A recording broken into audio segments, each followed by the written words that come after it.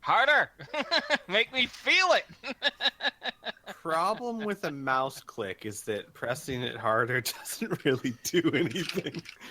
It hurts your finger, So though. you're saying I'm Yeah, it hurts your faking finger. it. Okay, I stand corrected, Piph. Oh man. Okay, so quick recap. Last session, when we left everyone, you guys were in the process of devising a strategy of trying to get everyone off this platform.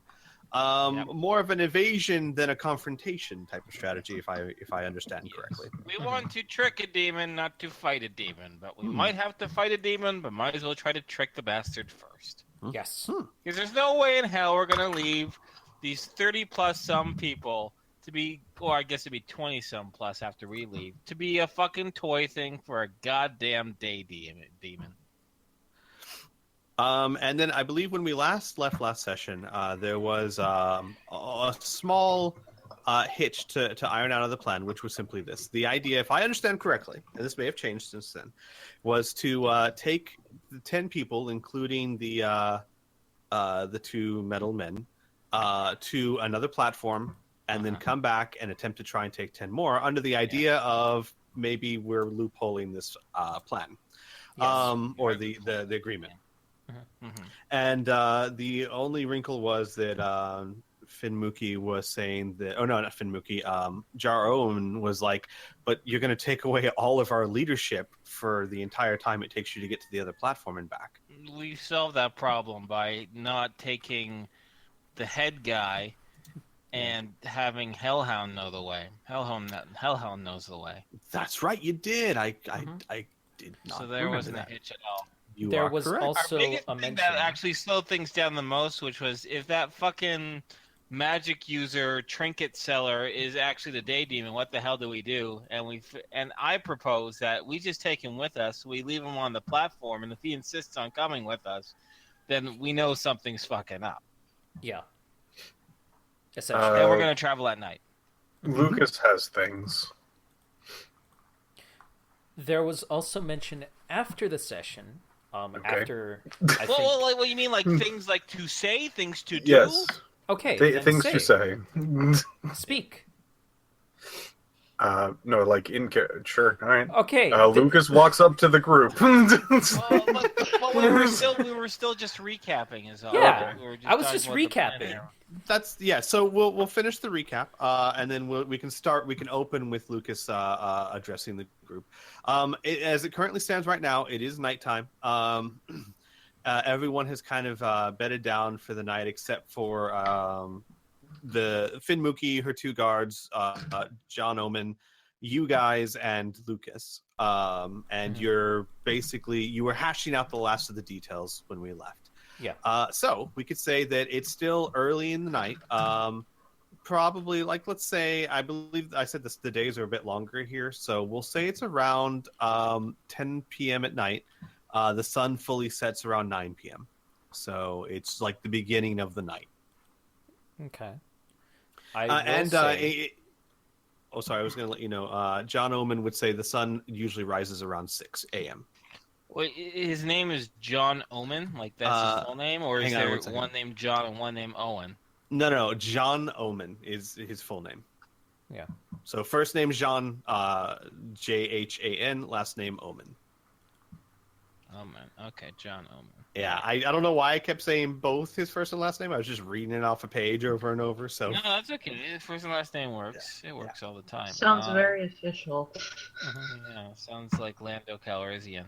That's such a fun name to say, by that's the way. true. Anyway, Like I almost never say just Lando. yeah, why would you? Yeah. But he's the kind of the de facto head before Finmuki showed up and of this platform, right? John Omen. Okay, good. Okay, dokie. Lucas has something to say now. I Yes, have he something gosh to darn say does. before anything else happens. Oh, Because I've been trying to say it the past little bit. Anyways, okay. after the session, after Inferno and I do believe Squee left, myself, Elora, Mackenzie, and Piph were talking, and we thought maybe a good idea might be to stay on the platform for at least 24 hours so that the magic users and psychics can rest up, just in case we do get into a fight. So what are the consequences for waiting a day? Um, The consequences are, I can think of, we use a day's more supplies, and the platform might come under attack again. If we're fine with either of those consequences, then I say go ahead and go nuts. I mean, the supplies can be mitigated with us bringing more supplies back, but see, the demon said you can pass through my territory without being harmed. He didn't say if you hang out at the platform, I'm not going to attack the platform anymore. Yeah. So these guys have been under siege again and again and again by these monsters, right? So if we have a tight timeline, a day could mean a lot. But you're right. On the other hand, the consequences of not resting is if this whole trickery thing doesn't work. And let's be fair, there's a good chance the demon will just be like, "What? Yeah, I didn't give you a timeline. Just fucking do what I say now, or I'll kick your ass." And then we'd be in a fight, and then we would be weaker. So yeah, we do have to weigh our preferences. If you four like that idea, then I'm outgunned already, so we're doing it. Even if I was completely against the idea, and I'm not actually completely against the idea. All right. Okay. So, does the majority of the group think it'd be good to rest for the 24 hours? Yes. Yes. Okay. Definitely give me a bit more confidence. Got it. Okay, well then you guys, by all means, have plenty of time. We're still going to start with, like I said, it's around 10 p.m. that night. Lucas, you can choose when you approach them, but I assume you're approaching them, like, right there at the start? Yeah. Okay. Take it away. Go for Is it. there anyone else around? Or do we have the privacy? Sure. Yeah, it wouldn't be too hard for that. Finn, Mookie, and would obviously go around checking on people, and wherever she goes, her soldier boys follow, and John would probably take watch somewhere at some point. So yes, it would not be hard for you guys to find a quiet space. Cool.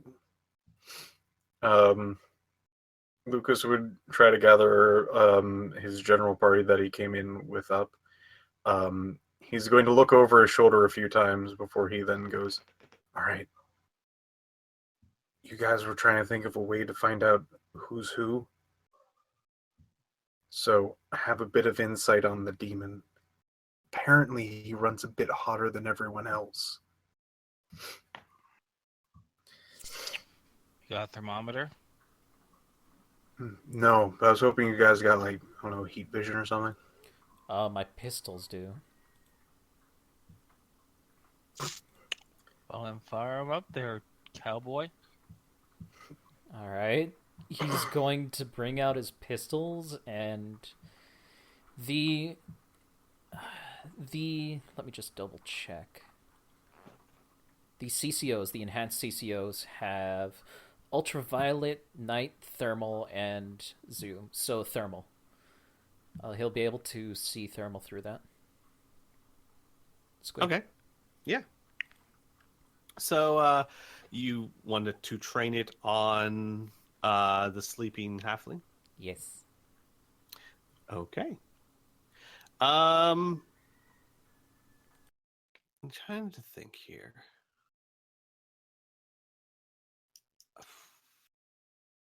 All right, here's what I need to consider. I need to consider how sensitive thermal optics are, in the sense that if you train the thermal optics on, say, someone like Lucas, and use that kind of like as a baseline, or someone like any of the other humans around is used as somewhat of a baseline, the halfling certainly is a few shades brighter. Not incredibly brighter, not like to the point where, we'll put it this way, if you didn't have a baseline to compare it to, you, unless you use thermal vision every day, all day, you might have trouble telling the difference, but it's certainly slightly higher. Yeah. Squee, could the color correlate to a range in temperatures like a blue is 0 to 10 degrees, then it gets to yellow, and that's like 15 to 30, and then orange is 30, what I mean, and so Yeah. on and so forth. I'm sure it absolutely must. I just don't know. The thing is, here's what I'm trying to think, because I mean that would have to be the way it works, just for the mathematics of it. Yeah. But the question I'm trying to figure out is, would Isaac have the skill to be able to tell that at a glance? Because most thermal optics don't tell you that range; they just show you different levels of heat color. Well, Just like most night vision doesn't tell you the level of light; just it shows you a picture. Okay. So there why don't there is a skill called Mhm. optic systems. I do not have it, Mm-hmm. but if I could make a low or everyman roll, we might Sure, be you able to figure could, that and out. if anyone does have it, they could certainly No. help out. But I think that's fair. I think that's a perfect skill of someone very experienced in that might be able to look at that and go, well, that's probably this temperature range. So sure, by all means, make a unskilled roll. Okay. I have no idea. Ooh, yeah. So like I said, if you didn't have a baseline to compare it to, you wouldn't really be able to tell much of a difference. So he has no idea exactly how many more degrees. Mm-mm. Yeah. Just So that it's higher. so Xavier will go to Lucas and say, when you say a bit hotter, is that enough, or is this just still too chancy? Hmm. Well, he is a different being, and it could be um, you might just have a different temperature. But I did touch him once, and I could feel it basically through the candy, like he was radiating heat. Okay. So wait a second, Xavier says. Give the halfling some candy. If he doesn't like it, that's another one in our favor, right? Mhm. Because, I mean, that demon detested that shit. You can offer, and if he doesn't like gumdrops, try him like something else, right? But if he hates all sweets, if he can't, remember, that demon couldn't stand it. There's our fucking test right there. We won't know conclusive. He could just be a halfling who doesn't like sweets, but still, that with the convenient timing, with him being a little bit warmer than everyone else, it really stacks up in the favor. And once you regain our strength and we head on out, we can maybe ambush him in the night, and be a little bit more certain of it. Mm-hmm.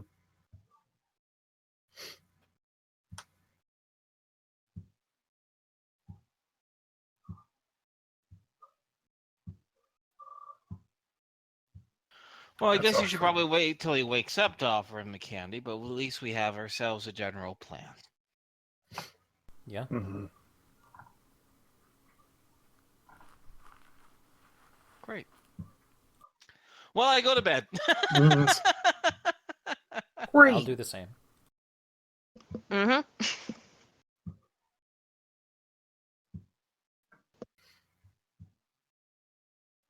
GM, are you there? Are you there, God? It's me, Inferno. Holy crap, I was muted. Sorry. Hello. Good job. I muted my mic to help follow the rule of when the players are talking, it's best just to listen. And forgot that. I muted myself. Is anyone not going to sleep? Kid is going to kind of sleep, but for the most part, they're just going to be like, it's mostly just like light sleep. Like they want to be able to, if there's like not even a big noise, just a noise, they need to be able to wake up. Right. I understand. So you will notice, kid, Mm-hmm. that's fairly typical of kid. I would assume that kid generally does not sleep very heavily. They are a very light sleeper, yes. And most of your brood were. Hellhound sleeping very deeply.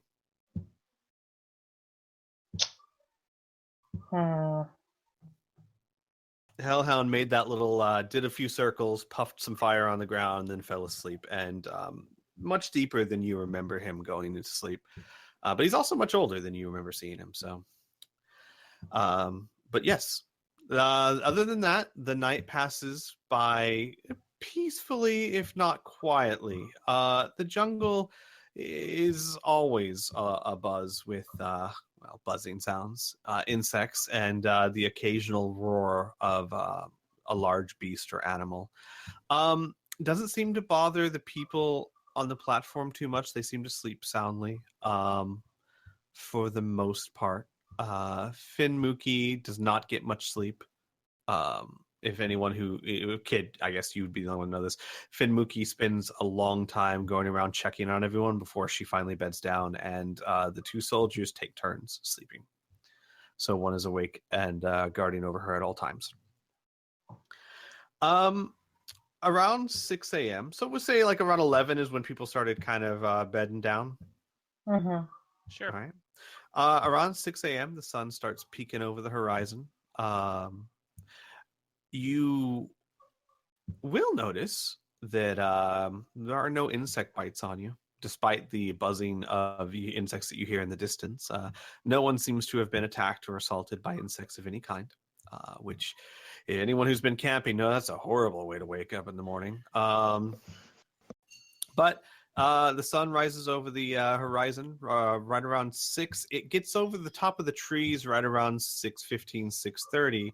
And the second the sun rises above the trees, the night that had actually been almost pleasantly cool, the heat just is back.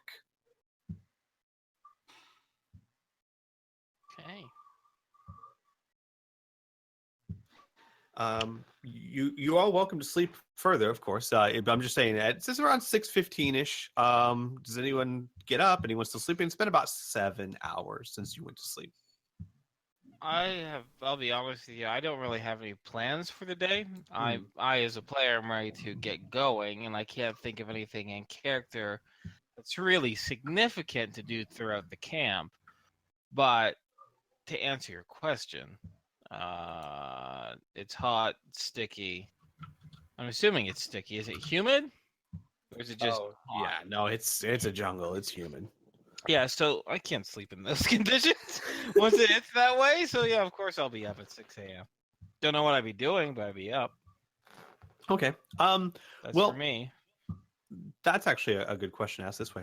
Is there anything specific anyone wants to do? I know, Lucas, you have something planned. Is there anything specific anyone else wants to do, or besides what Lucas has planned, should this be handled more the day, just kind of pass more narratively?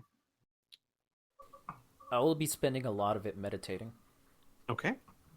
Same. Okay. Kid?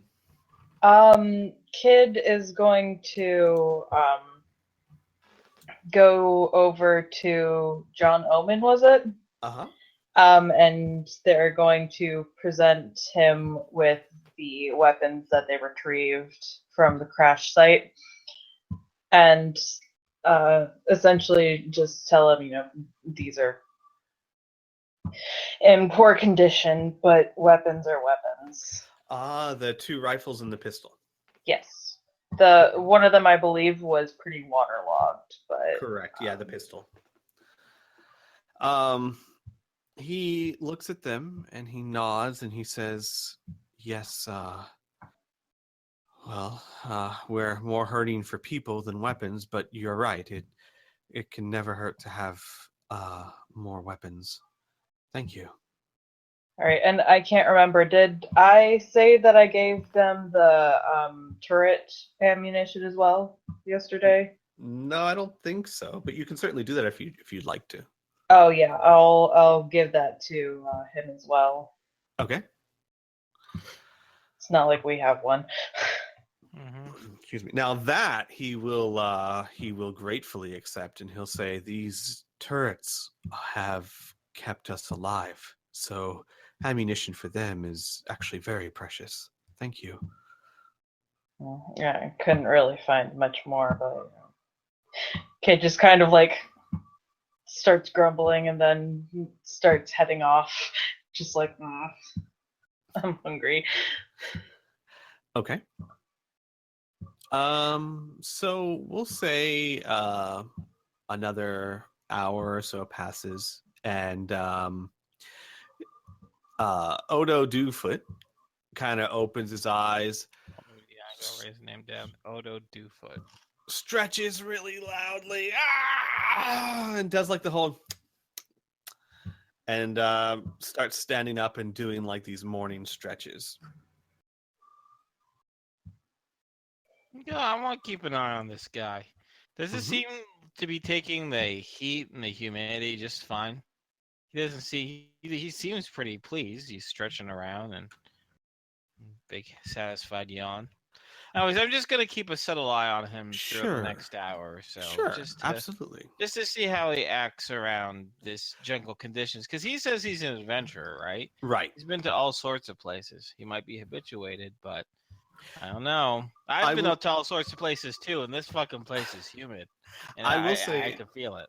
I will say this: he does perspire, like everyone else. However, he doesn't really show doesn't really seem uncomfortable. Okay. Lucas, when did you want to approach him? Did you want to wait till later in the day, or No, there's no real point in waiting too long. Lucas will probably wake up at 6, stay in his bed until 9, and then get out. all right? You wake up covered in sweat.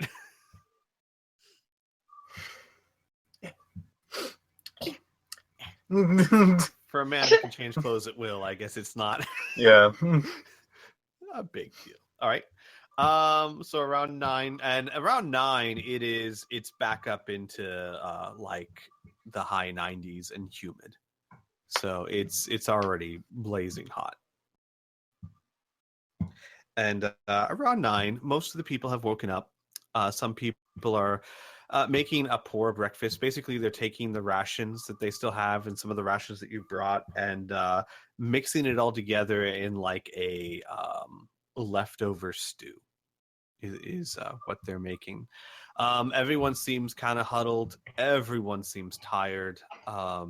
And just the general atmosphere is one of depression and quiet resignation.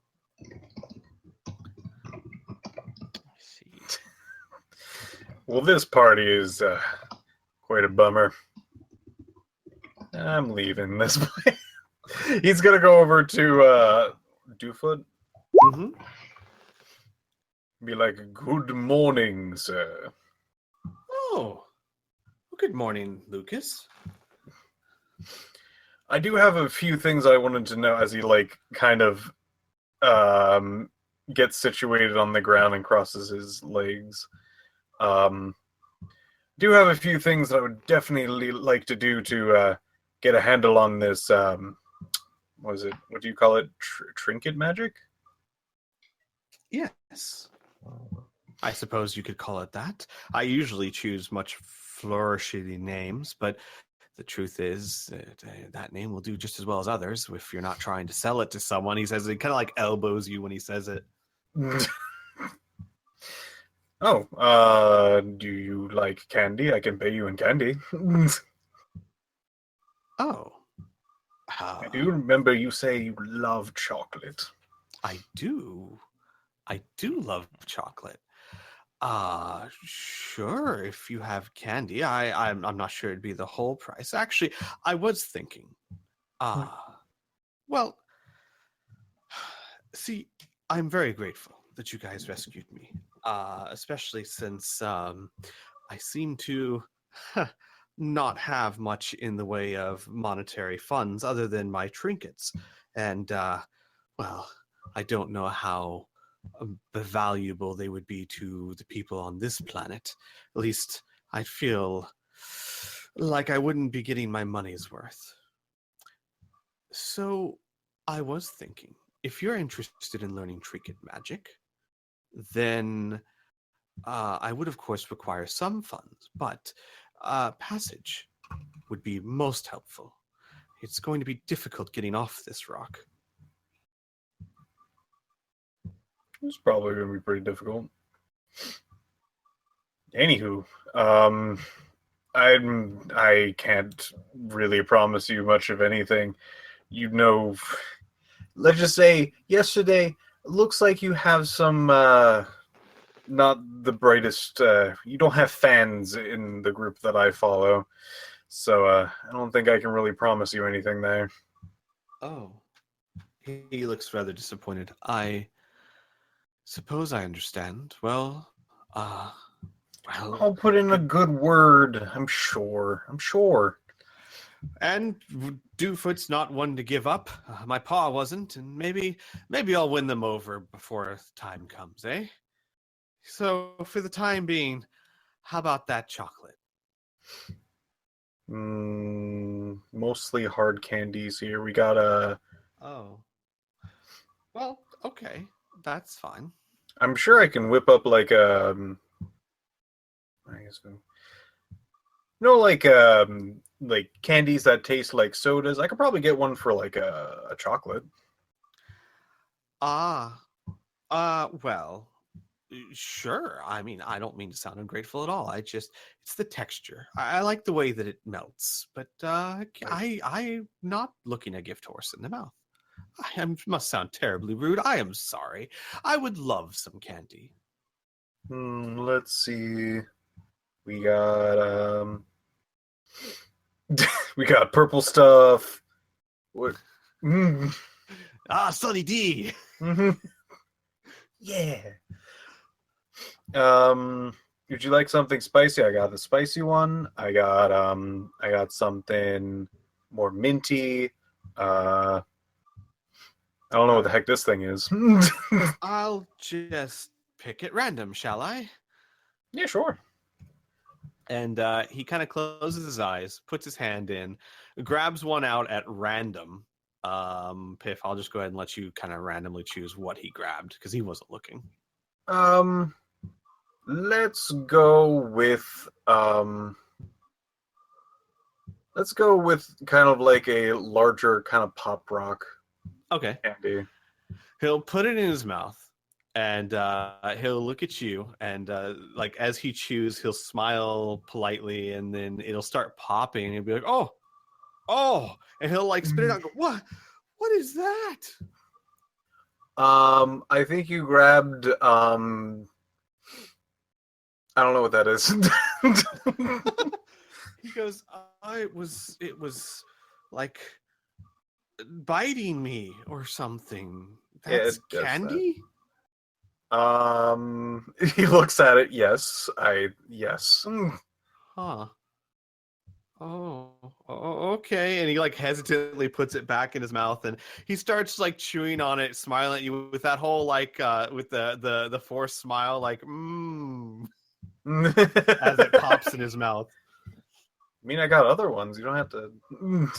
No, that's okay. I think one surprise is enough for now. Quite sure these are not booby traps.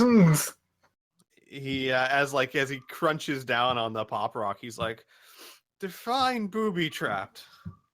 Like none of them will electrify you, fall into a pit. That'd be a neat one. Can we get it like a trinket where like somebody eats a candy and they like fall into a hole? He like stops chewing and like looks up at the sky as if he's considering, and he's like, I don't know off the top of my head how you would even do that, but I suppose anything's possible. I love it. Oh, right. I usually take my time to study spells while it's this sort of weighty downtime sort of thing. So I do have time, but I'm most likely just going to be studying as he like looks through his pack. Let's see this scroll as he like holds up a spell scroll. All right. He'll take the spell scroll. Or, I mean, Fine. I mean, if you let him. That's he my reaches spell out scroll. for- Yeah, No. he just takes it. It's my spell scroll. He kind of goes, oh, sorry, I just was curious what kind of spell it was. I've had a fascination for them. You see, I as I said, I've never been able to use them. This one, I think, makes your hands into animal hands.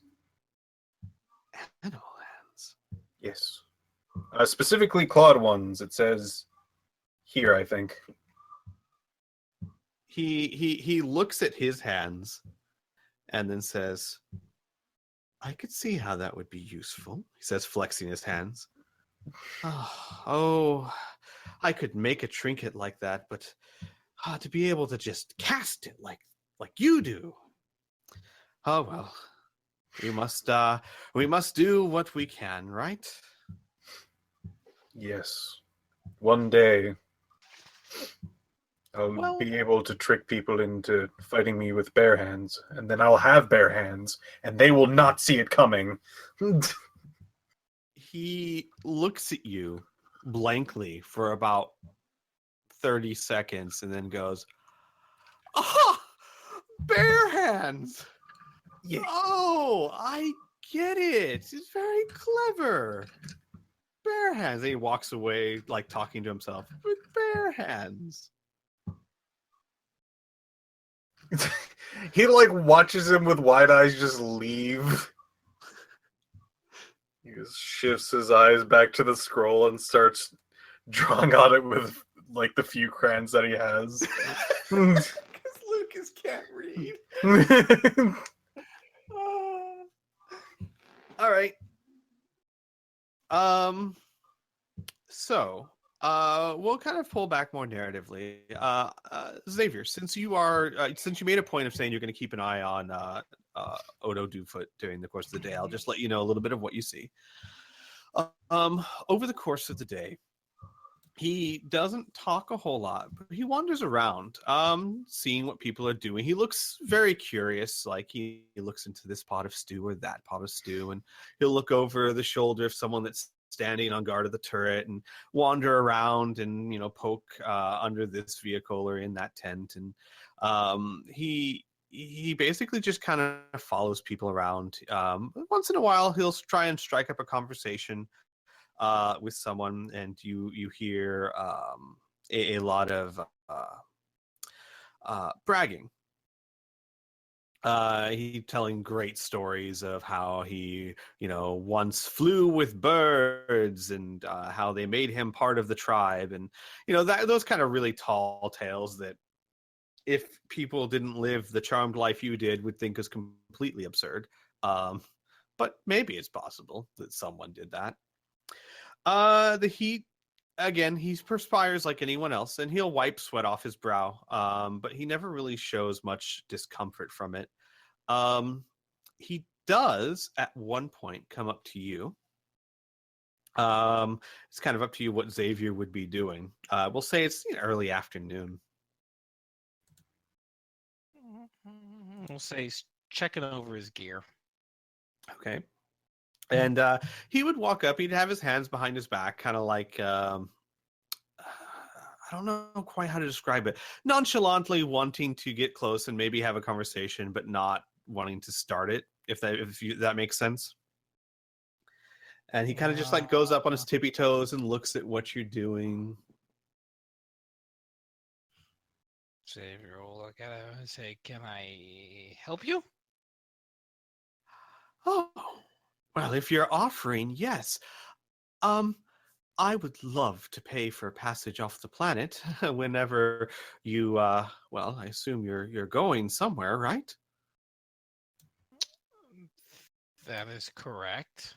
Typically, the ships go somewhere.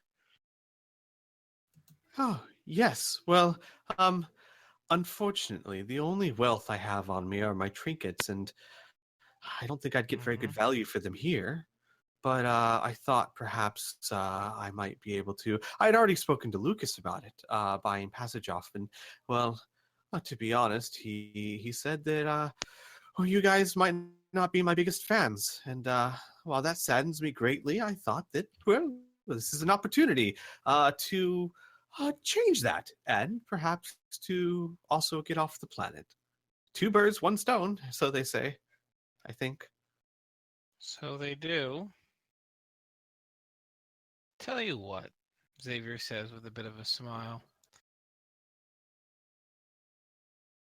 If things turn out, if the folks here get to safety and everything is all right, that we've finished what we need to do here, I see no reason why we can't take your trinkets in turn for getting yourself off.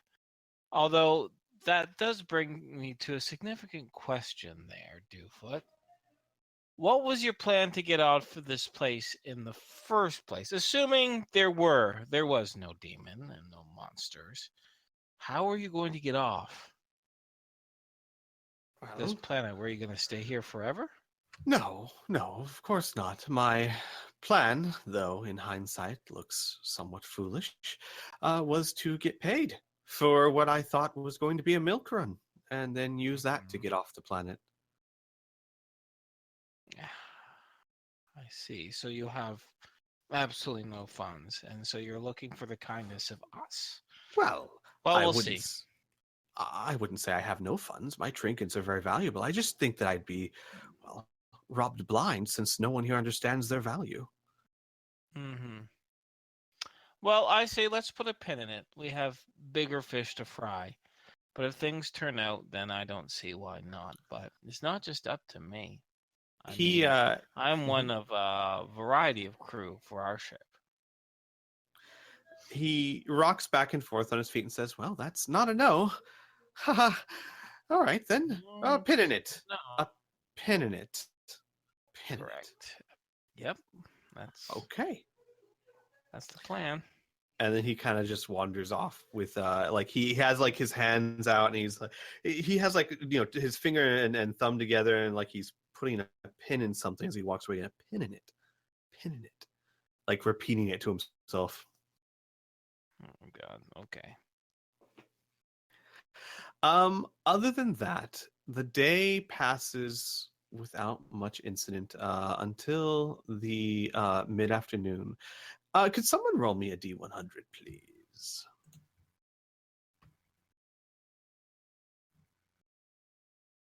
Oh, All right. I'll go with Anna. She rolled first. Mhm. And then nothing continues to happen. It's a fairly peaceful day. You do, again, much like the night, the jungle sounds more active. There's a couple of roars of animals. Towards the evening, people are starting to get we're cautiously hopeful because they haven't been attacked. And it wouldn't be hard for the players to learn that usually not a single day goes by without an all-out attack, without them having to fight for their lives. And while it's been fairly random when it happens, sometimes in the middle of the night, sometimes it's during the day. Most of the time, it's at one point of the day or the other. It almost always happens. And you've gotten to about the evening, and not an attack has come. One guard on one of the turrets says that he spotted one of the monsters out there, one of the animals out there, but it was way in the distance, and he wasn't entirely sure himself that he saw it. But from the description, it sounds much like what you fought. But other than that, there was one point in the day where all of you would have noticed up above you a large flying serpentine creature, several hundred feet in the air, screeched and flew by. And the locals here would tell you that is one of the more dangerous things that you can encounter on this planet. But it flew on by and did not bother you in any way. And you get to the evening where the sun's about to set. And Finn Mookie will come up to you and say, "So, are we ready?" Yep, I am. Okay. Lucas puts away his crayons.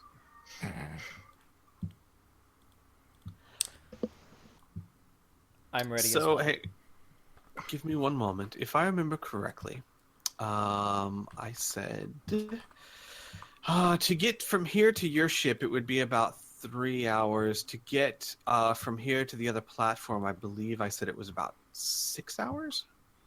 You said 30 And then minutes. 30 minutes. From here to your ship, because your ship is only about 50 miles away. The nearest platform was several hundred miles away. Yeah. So I'm sorry, I'm just trying to remember exactly what I told you. I didn't actually write that down. But I do remember saying that the next platform was over 500 miles away because they were out of any sort of radio contact. So give me 1 second here. Assuming that the planet is fairly uniform, which they will tell you pretty much what you see is what you get from most of the planet. And the fastest Xavier could drive was about 35 miles an hour. You're looking at about... Oh. Okay, no, I must be wrong on the... hang on 1 second, sorry. I know it was not that long. Going at 35 miles an hour, you're looking at about a 6.5 hour drive to the next platform and a 6.5 hour drive back. Okay. So the drive to will be at dusk, and the drive back will not, because the night is not that long. Right. So the night lasts about from 10 to 6, so about 8 hours. 8 hours, yeah. Okay. So what we could do is bring a bunch of the people over to the platform and then stay there for a day? Or do we want to just head right back? What do you guys think? Like, do we want to only drive under cover of night, or do we want to head back immediately?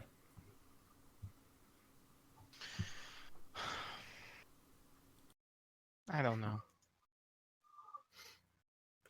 Yeah, I'm in a similar boat. Where we're playing with a lot of things right now. Unsure exactly how any of it's going to go, so planning ahead this much is going to be pretty difficult. Yeah. We should see what the conditions are on the other platforms before we make any decisions. Okay. So we definitely want to go straight to the next platform, correct? Yeah. Everybody Oh else my good god, with this? Vern, I swear. Okay. I can't. Yeah, I know. This is not. Trust me, I understand. Not an animal handler. Okay, so you can take. He said you can take 10 people, including the two metal men. So between them and Finmuki, that's 3. Hellhound would be 4.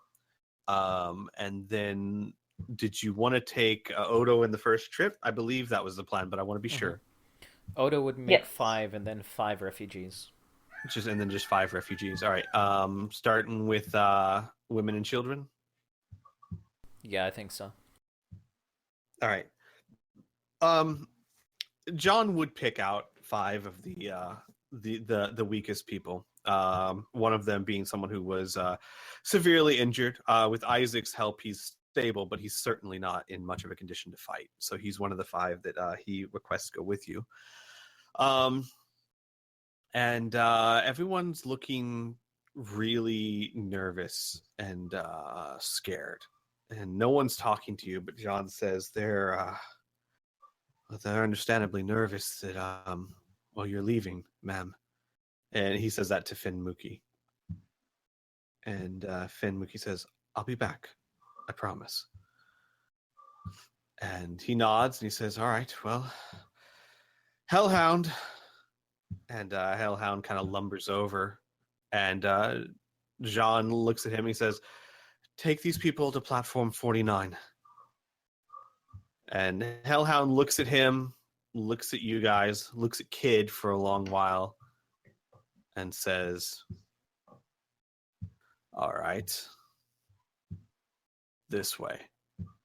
And then he just kind of leaps over the back wall and starts kind of trotting off. And as he does that, other people begin pushing the black truck out of the way.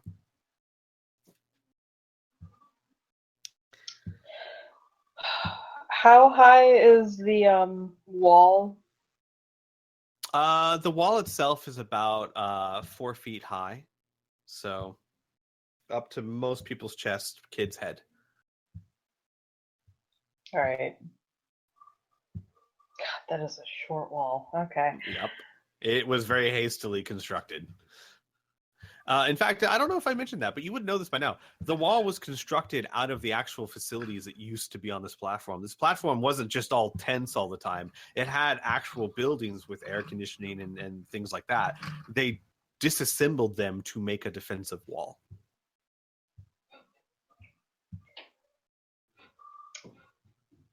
Cool.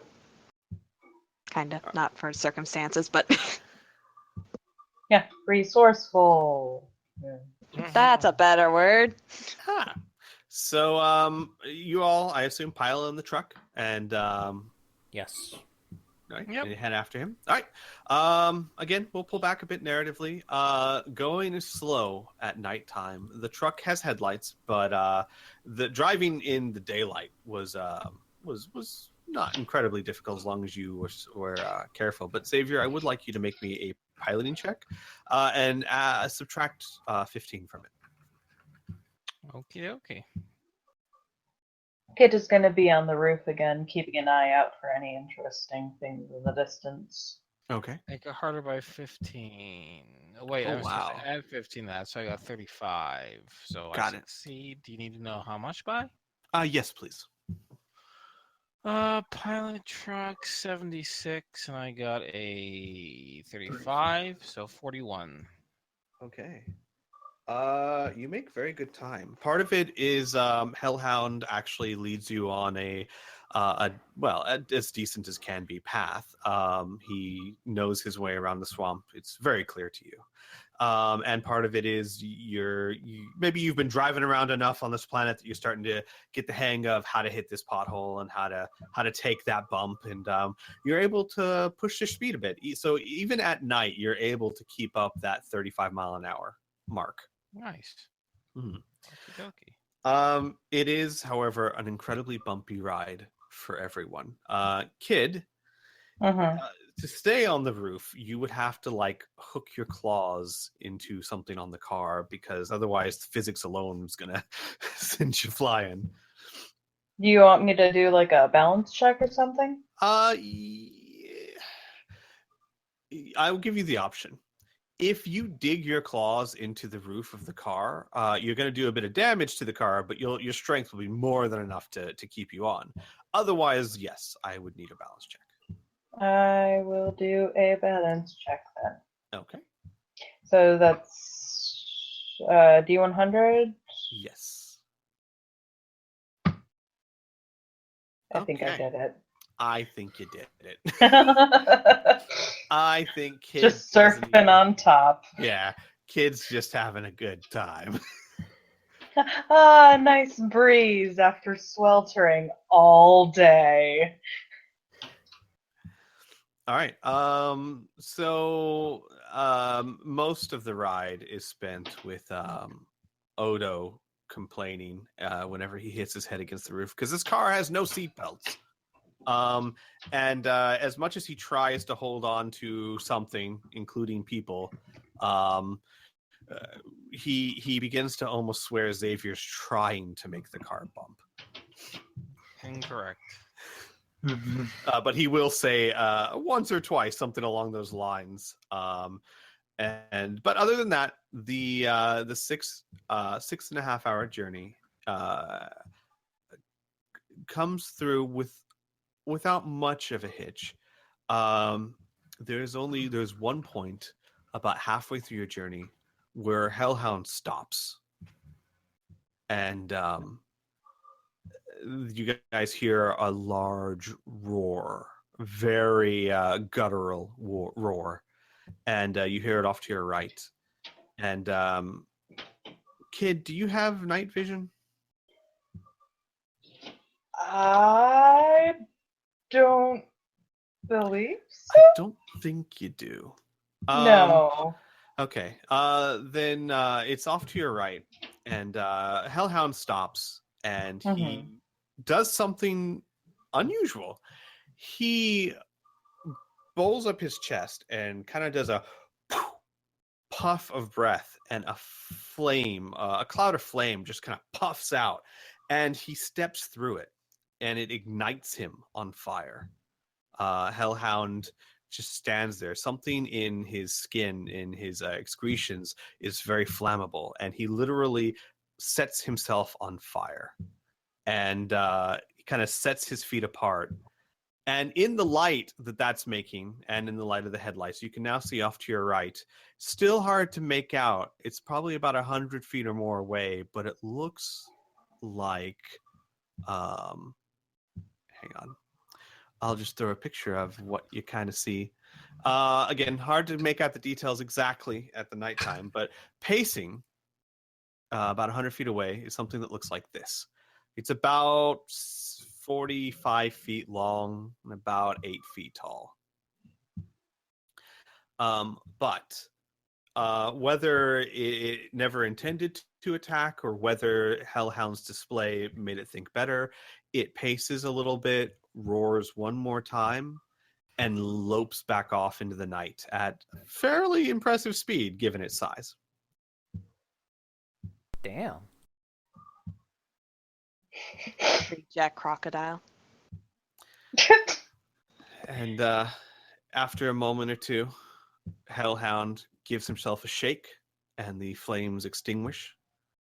And then he looks to the car, and then he says, "Come," and then starts taking off again. Well, sounds like he knows where he's going. Yeah, works for me. All right. And about 6.5 hours in, without any further interruptions, you make it to platform 49. You see floodlights as you approach. And you see floodlights as you approach. And when you get within about, a good 100 feet, there's a loudspeaker that says, "Stop and name yourselves." Kid's gonna shout, "Kid!" There's a pause.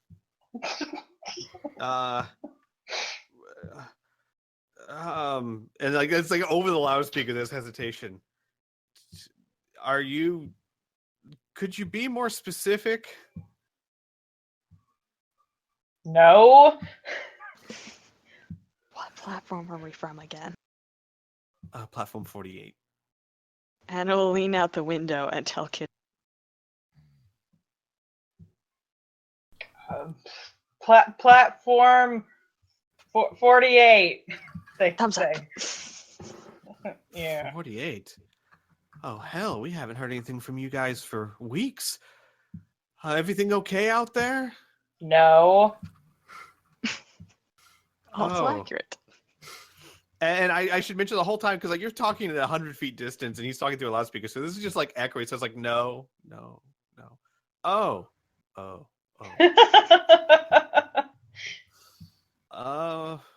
Well, you're free to come in, though.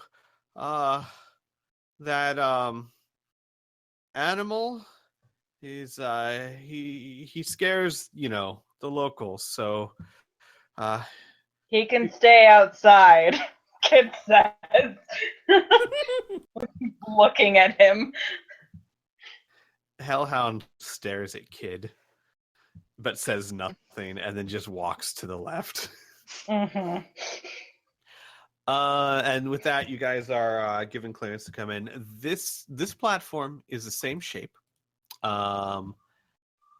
However, unlike the other platform, there are no fortifications. There are turrets on each corner, though that is just like the other ones. But there's no defensive walls. There's a ramp that leads up to the front of the little H shape, and on it you see actual, for unknowing exactly what material, but actual mega damage structures, actual houses and office buildings, and the like.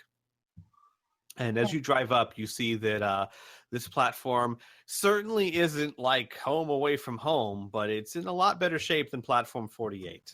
People there are, most of the people are asleep at this time, but the Night Watch kind of comes up to you as you drive up. And as you drive up, you can tell it's the same voice from the loudspeaker. Goes, "Holy hell, what's going on over there?"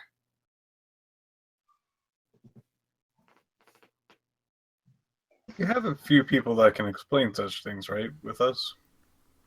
Yeah, we have the injured that are with us, the weak and the injured, and also Doofut, Yeah. who I And suppose Finn. is also weak. And Finn Mookie, yeah. Yes, so and the the- soldiers. The long and short of it is the platform is being terrorized by a demon. First things first, we brought some refugees. Second thing is, do you have any iron weapons at all? Or Wait, iron anything? A demon? Yes. What do you mean, demon. like a big beast?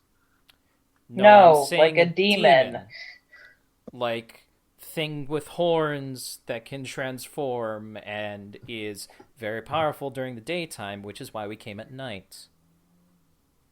A demon. Kid, you had a plus sign.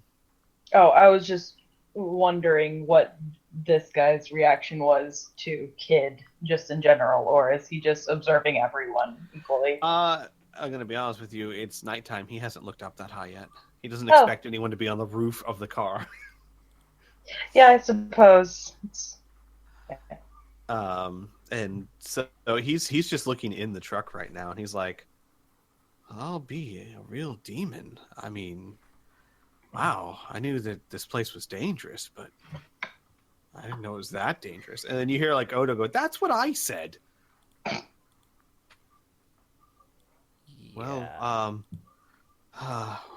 I'm sure that the chief would be willing to offer help, but I mean, I don't know if we're equipped to face it. I've never met a demon before, but we were worried that you were all dead or something. They're working on it. Yeah.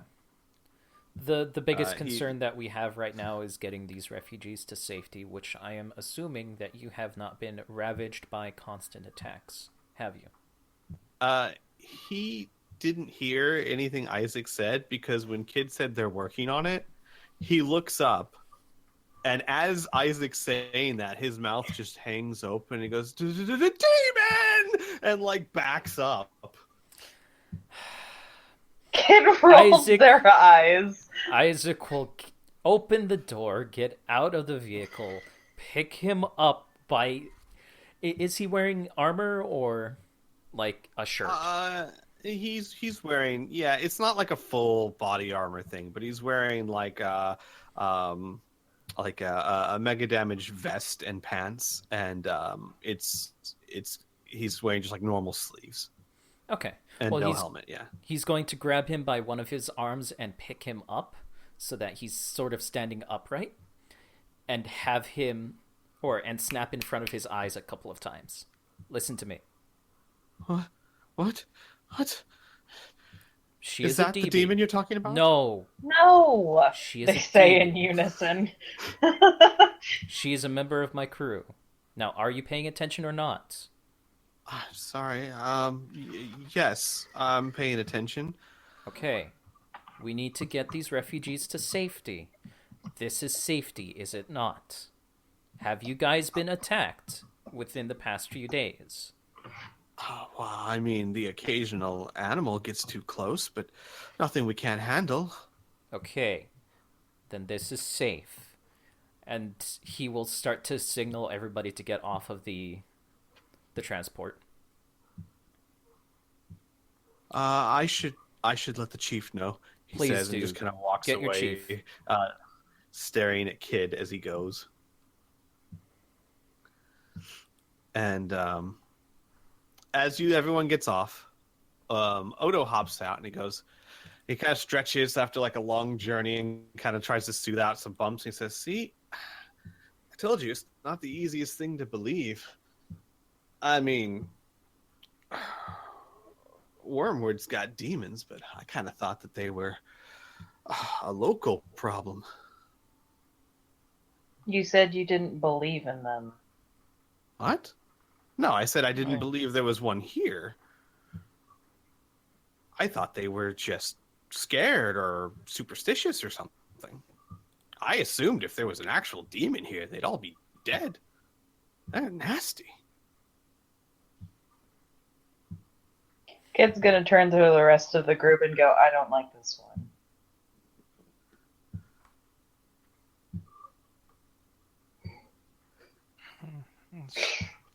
That's a fair assessment. he pouts it. He like sticks his lip out like when Xavier says that, but he says nothing. He's learning.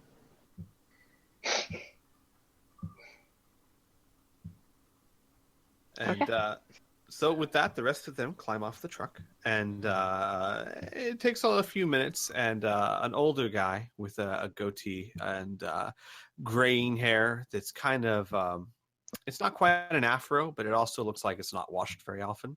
But the rest of him is fairly clean and well kept, and his goatee is trimmed. And he comes up and he says, "Name's Han. The chief here.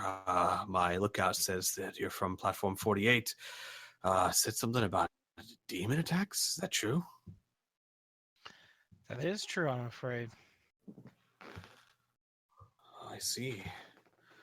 I figured it had to be something nasty for all contact to break. I mean, we're pretty isolated out here, but to go weeks without talking to each other is, well, usually means something very bad. Have you been under attack at all? No, nothing out of the usual. Been here for Okay. 6 years. Haven't heard of anything like that. Then the problem is simple. You're not within the demon's territory, but the platform that we just came from is. How would you be able to take approximately 30 other individuals? Would your platform be able to sustain that influx of folks?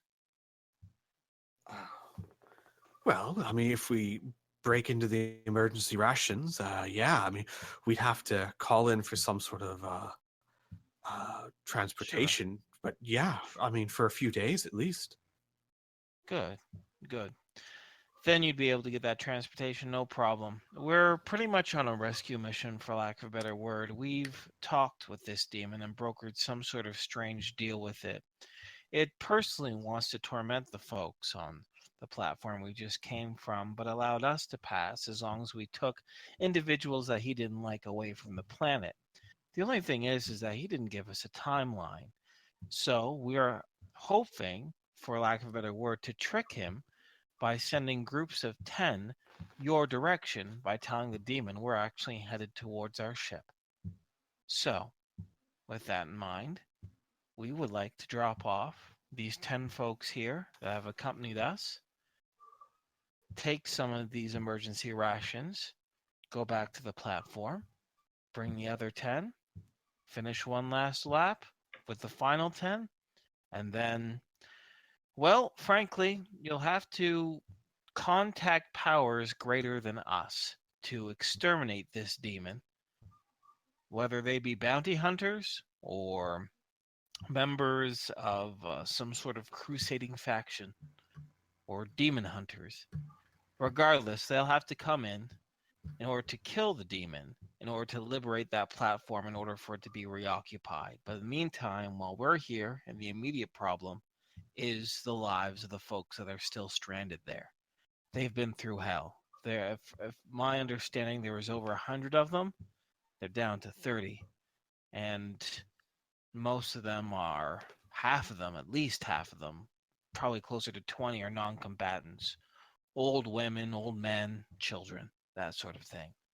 So, you clearly have shown care and concern enough to send in a search party for them. The least you can do is take them in until the greater problem is solved. What do you say? Of course. Absolutely, of course. But, I mean, shouldn't we send more people with you to get them out of there? No. No, because the number was 10. If you send people with us, it will mean we can bring less people back. Remember, we're not trying to fight the demon. We're trying to trick it. And for whatever wildlife there is in these jungles, these swamps, we have been able to handle ourselves. We're not completely, and he'll look to Isaac, and he'll look to Kid, and he'll look to Anna, and then he'll finally look to Lucas. Hello. We're not completely defenseless. I see. Well, you must know what you're doing more than I would. Okay. If that's what you think is the best call, we can certainly shelter them, and I'll have everyone on alert at the ready, just in case. Good. There is something else you could do to help us, if you have anything available. We need weapons or materials made out of pure iron. Pure the better. Roll me a D100, please, Isaac.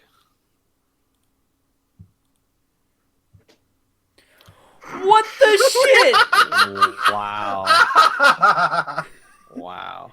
Man, this game is rigged. It hasn't caught up to me. I got still a have 100. kids sticking at the tongue. He literally Well- rolled a 100.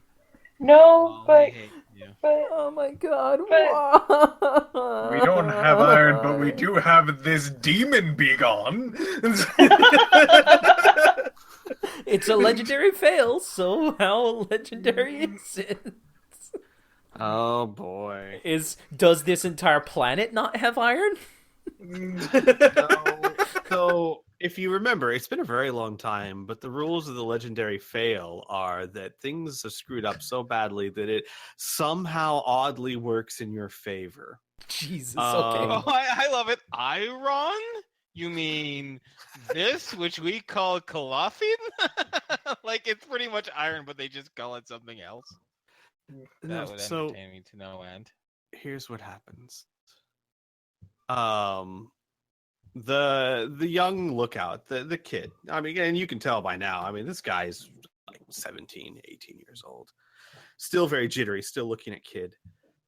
Says, "Oh, iron weapons? I mean, like this? It's just steel." And he takes out a knife and he starts to like move forward with it like this. And he trips. And as he trips, he falls. And accidentally, completely by accident, the knife slashes Odo in the face. Oh no! Oh no. And there's nothing. No blood. No nothing. He gets up and he goes, "Oh my god, I'm so sorry. I'm so sorry. I'm so... Oh. I guess I didn't hit you." And Odo is just staring daggers at him. It's him! Whoa! Legendary failure. Holy shit! Jesus Well, that Christ, solves Vern, that what question. have you done? Kid is going to tackle Odo? I guess let's enter combat, because, Isaac's bringing out his pistols. Definitely enter Oh combat. boy. Well, it's still technically nighttime. Oh, Okay. For another hour at least, or maybe 2, actually. Yeah, for about an hour and a half. Yeah. oh. Holy shit. Good thing I meditated. So I was gonna say, so you don't make this last longer than like 50 rounds? Yeah. Yeah, I have an essay and a test tomorrow. So can you imagine? Listen, Professor, I couldn't finish my essay because we were fighting a day demon. Obviously, that's more important. But he was at night, so we thought it would work faster. Clearly we were wrong. I can So multitask. No. Oh shit. I'm let's do going this. to. Yes, you guys go ahead and roll initiative. Start getting yourselves on the chart. Luckily, we don't have no 8 wildebeests or anything this time. Let me actually go ahead and delete the. Burn, is it faster just to delete the whole row? Is that going to mess with it? Should I just delete it manually? Just delete the whole row. Okay. That is literally the One easiest. day I'll row above 10. One day. One One day. day. Here. Man, well, I'll here. tell you what. I was No. Let me do okay. it. It's fine. I was rolling like This a is champ easier. the other night, so let's see if I'll that be No, right no, back. Oh God. Just gonna. Oh, wait.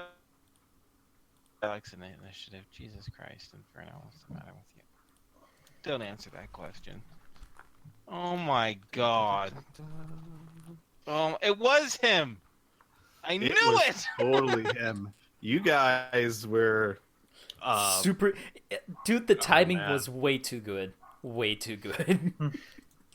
Why did I roll a D100? What am I doing? Where am I? I'm so stupid. Oh, and then I rolled a 2. Good job, Inferno. You idiot. Amy had to eat the candy. Take that, you demon! Yeah, I hope you hated chocolate.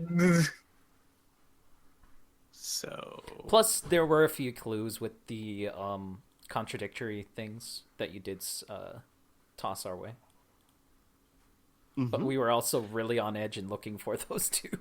So You guys, okay? I would say if you know, you guys were pretty much nail on the head from the get go. Let's take you to a Right, whiteboard real get-go. quick. Because let me just make one up for you guys real quick. You guys are all in the initiative order. The bad guys are ready, are done. Yep. So I just need to roll them real quick. I'm gonna roll.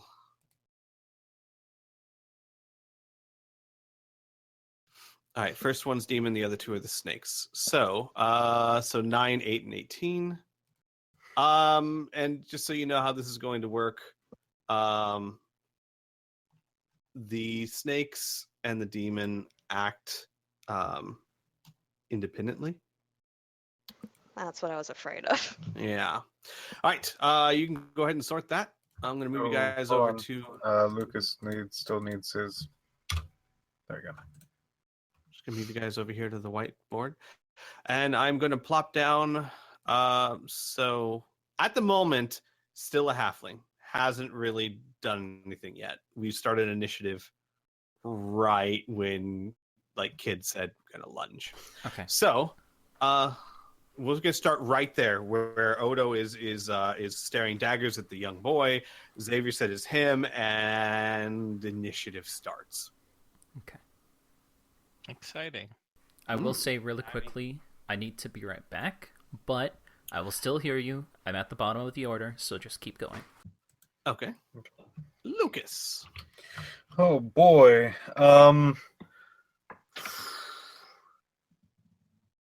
Does Lucas have the thing that we talked about before, the dice? Yes. Okay. Does he also have the spell stuff? Yes. Okay. Lucas would like to use his spell item. That's the items. I don't know what to call these things. The spell batteries. Spell batteries. Okay, thank you. I'd like to use a spell battery to cast, I believe.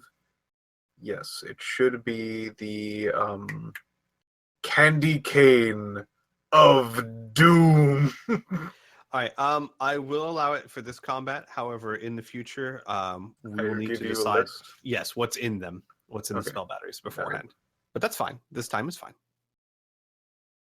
Do I Candy not- Cane of Doom. Candy Cane. Doom. Oh no. Shit. You kidding me? Yes. Apparently I thought, sorry, I saw Create Candy. I thought that was Candy Cane. Not. So I'm not sorry, I don't Candy even Cane of Doom. God darn it. Alright.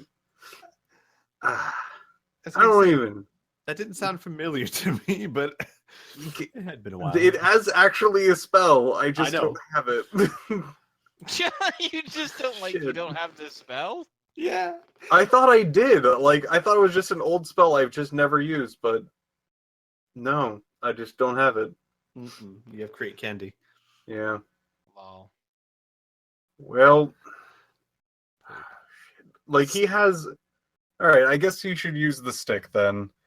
Let's see if I'm just going to roll the D. I don't think I have all the D6. You know what? I'm just going to say that he chooses one. He's going to choose the one that changes color when he hits something. Okay. There you go. That will be a ladle.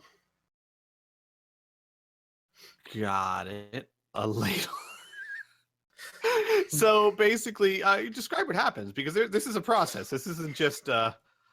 Would you say that it is a like glass box that has this kind of like dice in it Yes. that like he can like rattle?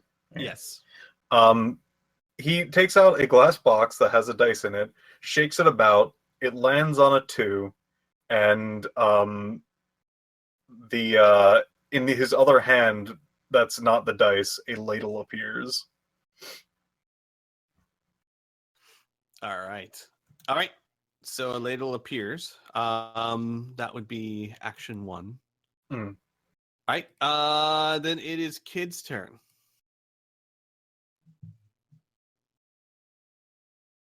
Hi. Okay. Hi. So yeah, I would like to continue with my earlier statement and I tackle the fuck out of Odo. By all means. So that would be like a grapple, or yeah. So just like a roll to strike. Here's what we would do. It would be a roll to strike. Because here's the thing: you have to strike to hit the grapple. Once the grapple is maintained, once the grapple is, you succeeded, then, in subsequent rounds you can roll to maintain the grapple. But first, you have to roll the strike to grapple him. Okay. So to strike adds to this, correct? Correct. All right. So then, So it'd be the +5. yes.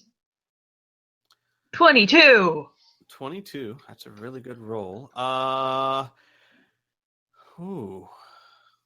he gonna do?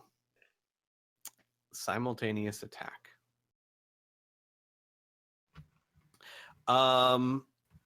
As you hit him, and how exactly is Kid like we're wrapping her arms around him, or? Well, how I'm picturing it is Kid's still on top of the car. Mm-hmm. And he got out of the car. So I'm essentially seeing it as like roar, leap on top, I see. and then down onto him. See. Okay. So you do hit, and you leap on down onto him, and at the same time, from his arm, a snake extends and bites at you. Give me 1 second here. Okay, just had to see what his to strike was. Oh wow, another 22. What? So you grapple him. You don't do any damage because you initiate a grapple. You're successful. However, roll me a save versus magic, please. Oh. And that's a straight D20, or D20 and get above I don't believe 12. I have. Okay, yeah. I don't believe I have any modifiers or anything like that. Boop. Yes. You did. Okay. The snake bites you. It does 7 points of mega damage, and you don't feel any ill effects. Yeah, fuck you. All right, so that's the last of my armor. Down to real hit points. Shit. Okay. So that's Kid's action, that's Snake's action. Demon goes. Oh boy. So Kid, I'm gonna describe what happens, and I'm gonna let you choose what you want to do with this. Odo begins to grow very quickly, and keeps growing and growing and growing and metamorphosizing into a giant 3-headed snake that is over 60 feet long. And I'll just throw like this on there. And it grows and grows, and you're holding on to him, and all of a sudden, you're holding on to a giant snake that's now towering over everyone. And that is his demon's first action. By the way, I'll let you guys know, because it's nighttime, they have half the actions they normally do. Nice. Yay! Yeah. And it's time for the other snake. So, the last snake head, as this thing grows into a giant snake, opens its mouth and hisses, and you are all hit with a cold gust of air as it shoots forth a blast of cold in a 90-foot radius, which means that all of you are well within the 90 feet, including the people around you. And so with this one blast, hang on one second.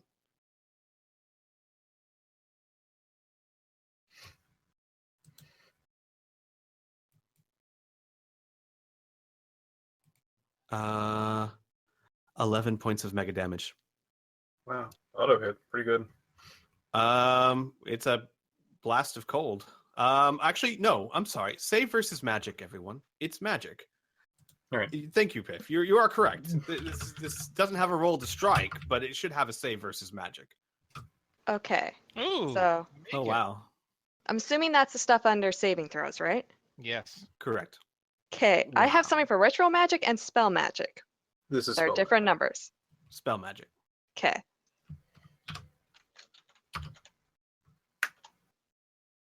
I rolled under. Anna's the only one that takes 11 points of mega damage. However, give me 1 second. Oh, whoa. Why am I rolling? I'm sorry. Why am I rolling a d12? Wrong one. Okay. The kid and the chief of that complex are frozen solid. Oh my god. Okay. God doesn't live here. Anna, your turn. Just right before electric aura. Oh well.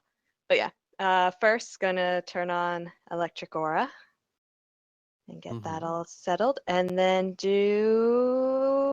I just lost it. Why did I scroll? Neural strike for hit points. For hit points? Yes, so the hit point attack version, Got it. because it's like that or paralysis. Right, I know what you mean. 8. Okay. And what are you striking at? The main body, one of The main heads? body. The main body. Okay. I don't see how a snake can really parry, so it's just going to take the attack. Okay. So this does a handful of things. So 4 damage. Okay. And the attack also temporarily impairs the victim's reaction time, causing the loss of 1 melee action, loss of initiative, and a speed reduced by 25%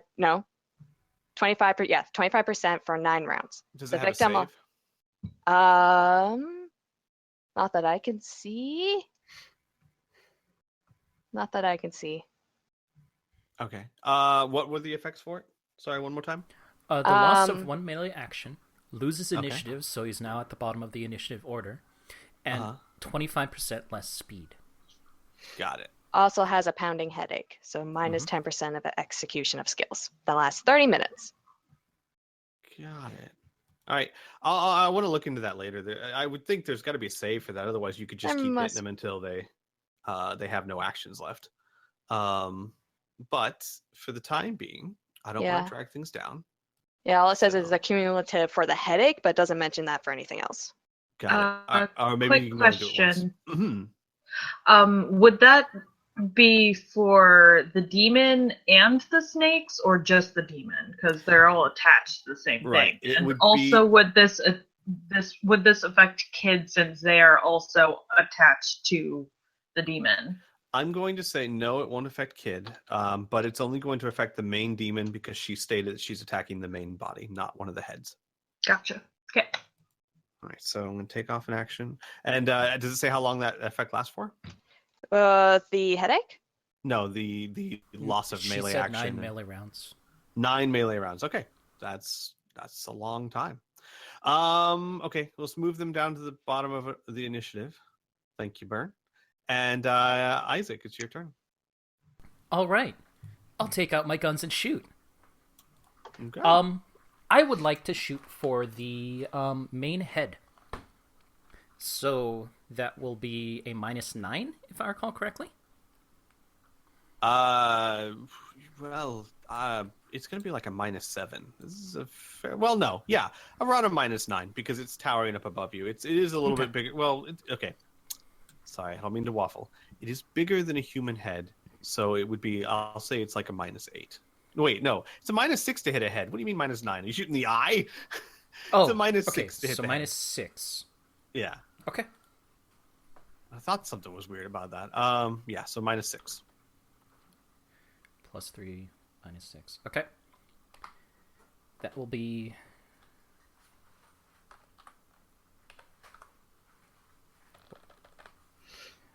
1d6 times 10 for damage, and MDC. 11 does not hit. It's. Oh, Well, it hits It's main not a body. cold shot. Main body. Oh yeah. What are you firing? The thunder gun.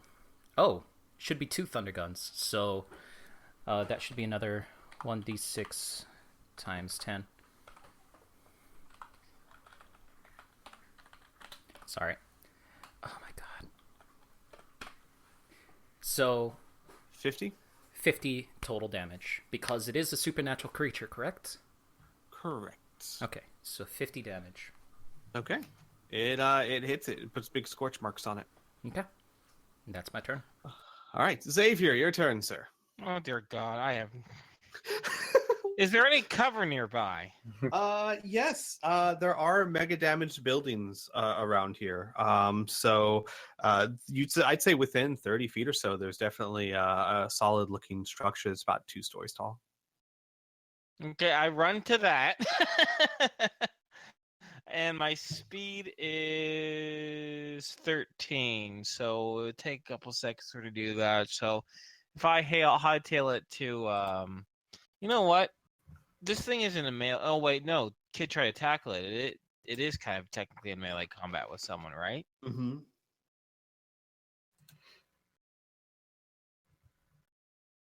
I know what to do. I know exactly what to do. I'm going to run to cover. And as I do so, I'm going to get on the radio and hope I have the distance to get to the ship. Ooh, what's the distance on the radio? I don't know. You know what? I'll look that up while it's the next person's turn. Yeah, sure. Perfect. Thank you. I appreciate that. Because I'm still going to try it. If there's no range, right. you can just say static, right? Right. Like, well, here's the problem. Like, I have, like, do you want me to look at the main rule? What does your equipment say? Just a radio? Doesn't say anything about. I think I have my earbud communicator. Let me. I'll get back to you. Okay, sure. Let's not eat up this time while I look up shit. Okay. So you do that. You get behind the building. And the demon's taking its one action at the moment. And it takes it and it says, the giant snakehead says in a booming voice, "Stop this now, or I will murder everyone on this platform before you can kill me. I can do it, and I will." And that is its action. What's to stop it from doing it anyway? At least we're putting it down, putting a fight. Like, I don't know. It's not my action, so fuck. Yep. Lucas, it is your action. No, it's not my action. Lucas. I said Lucas. Oh, I just took You your action. had are to you bring innocence into this, didn't you? Okay, Lucas is casting a spell. Oh boy. He's casting Chattering Teeth. Oh boy. Nom No. demon nom. By the way, might I add, he has no more actions left this entire melee round. 96. 27 Chattering Teeth come around just any particular pothole, Lucas's pockets, out of mailboxes, just around.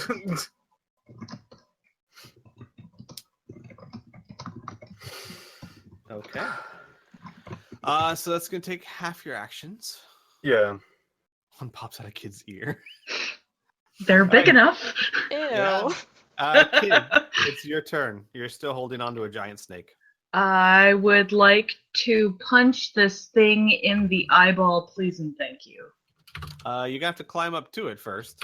I thought I was on it. Okay. You're holding on. Like I imagine, because you were trying to grapple its torso, so that's where basically you'd still be. Is its torso? Does that make okay. sense? Yeah. Yeah. Sorry, I was picturing like on top of like land on head and shoulders type, but Oh. yeah. Well, I will allow it if that's what you. Yeah, I will be a generous GM and allow that. So you're on top of its head. Yes. So I would like to brass knuckles in the face, please. Okay. All right, so let's test out this nifty new macro. Oh, geez. Oh, yeah. That's critical, and so double that 17. Wow. Pretty good. All right, To so 34 the eyeball. points of damage. All right, 34 points of damage to the eye. Hang on. Let's see here. Oh, God. You punch out its eye. Yes, I do. Fuck this guy. Okay. All right. So that's Kid's turn. It howls and it hisses. It doesn't howl. It's a snake. Snakes don't howl. It hisses. Yeah, that's my job, thank you. Anna, your turn. Let's punch him with the electric bolt thing. Yeah, that. Okay. I was not distracted. I do plus strike for this, right? When I'm punching? Yes. 24. It's definitely enough to hit. It can't do anything. I can't somehow rationalize how a snake would parry this. Mackenzie? Yeah? What is your hand-to-hand type? Is it expert? Yeah. Okay, so you crit because your critical strike is 18 to 20 with melee. Oh, that's right. So double damage. Okay. You guys are gonna slaughter a day demon. He pissed us off. Oh man. That's already All right. doubled. First. All right. So 2, 8. All right. All right. That's Anna's. Isaac, it's your turn. Okay, another called shot to the head. Okay. So, let's see. -3. 2d6 times 10. MDC. That'll be 16, so it does hit him in the head for 50 MDC. Okay. Holy crap. Holy crap. The head explodes. Wait, what? The head explodes. Of the demon? This head has received over 180 MDC. Oh, sweet. Yeah, that would. Oh my that would God. murder it. Of the Okay. head. Yeah, we kill it. Of the demon. Not the snakes. The demon? The demon. Yes. So okay, Isaac hit the main head for what was it? How much was the first one? Sorry, let me look back up Oh, here. the first Sorry, one I was have the to- main body. First one was the main body. Oh, for the 50. main. Oh, okay. Okay, Oh, not quite dead that yet. didn't My explode. apologies. But it But does You now not. we know jumped what the we must gun! do. It does not look good though. Oh, we stand a chance. So you're saying there's a chance? So you're saying shoot it in the head? Considering that you guys have so many actions left, yes, there's a chance. These things are dangerous, I swear. Well, they Clearly are. not They dangerous definitely enough. are. Yeah. Ooh. But I'm not a big fan of making fights harder just to make them harder. So Xavier, I'm gonna shoot it in the head. Did you figure out the radio range? I don't care about that anymore. Xavier smells blood. Here's my radio range. So wait, let me just go. I'm shooting. By the way, wait, let me get my sheet up here. I know I only do half damage, but I'm going to be shooting with my standard ion pistol that I've been taking this entire time, Mm-hmm. and I have a +3 to aim shots. So I have a +8. So I still have a +2 to hit, and it's to the head. Yeah. Yeah. Done? Yeah. It's pretty I missed. Aww. You still hit it. You just don't hit the head. But I'm over 30 feet away. I guess he Oh, was really yeah, close yeah, to yeah. us. No, that's true though. You are over 30 feet away, Yeah, so that is a stagger, miss. yeah. I mean, I'm probably over 50 feet away, right? Yes. Yeah, Yeah, because you yeah. ran 30 feet to that building. Oh, So, no epic demon kill from Xavier. The least. I don't deserve it. Let's just be Trying to honest. hog all the experience. I see how you're going. Lucas. Experience, you salute. My guys happen on a separate round, so I'll let them go first, and then I'll do my action. Oh, If that's fair. I think that's fair. Go. They all bite particularly hard, doing their power attack in unison. Luckily, this guy is big enough for all of them to attack him all at once. Yeah, it's true. So- I don't think they could reach the head, but they could certainly just nom on the base of it. Oh yeah, this is body shot. But Yeah. take this. Oh my.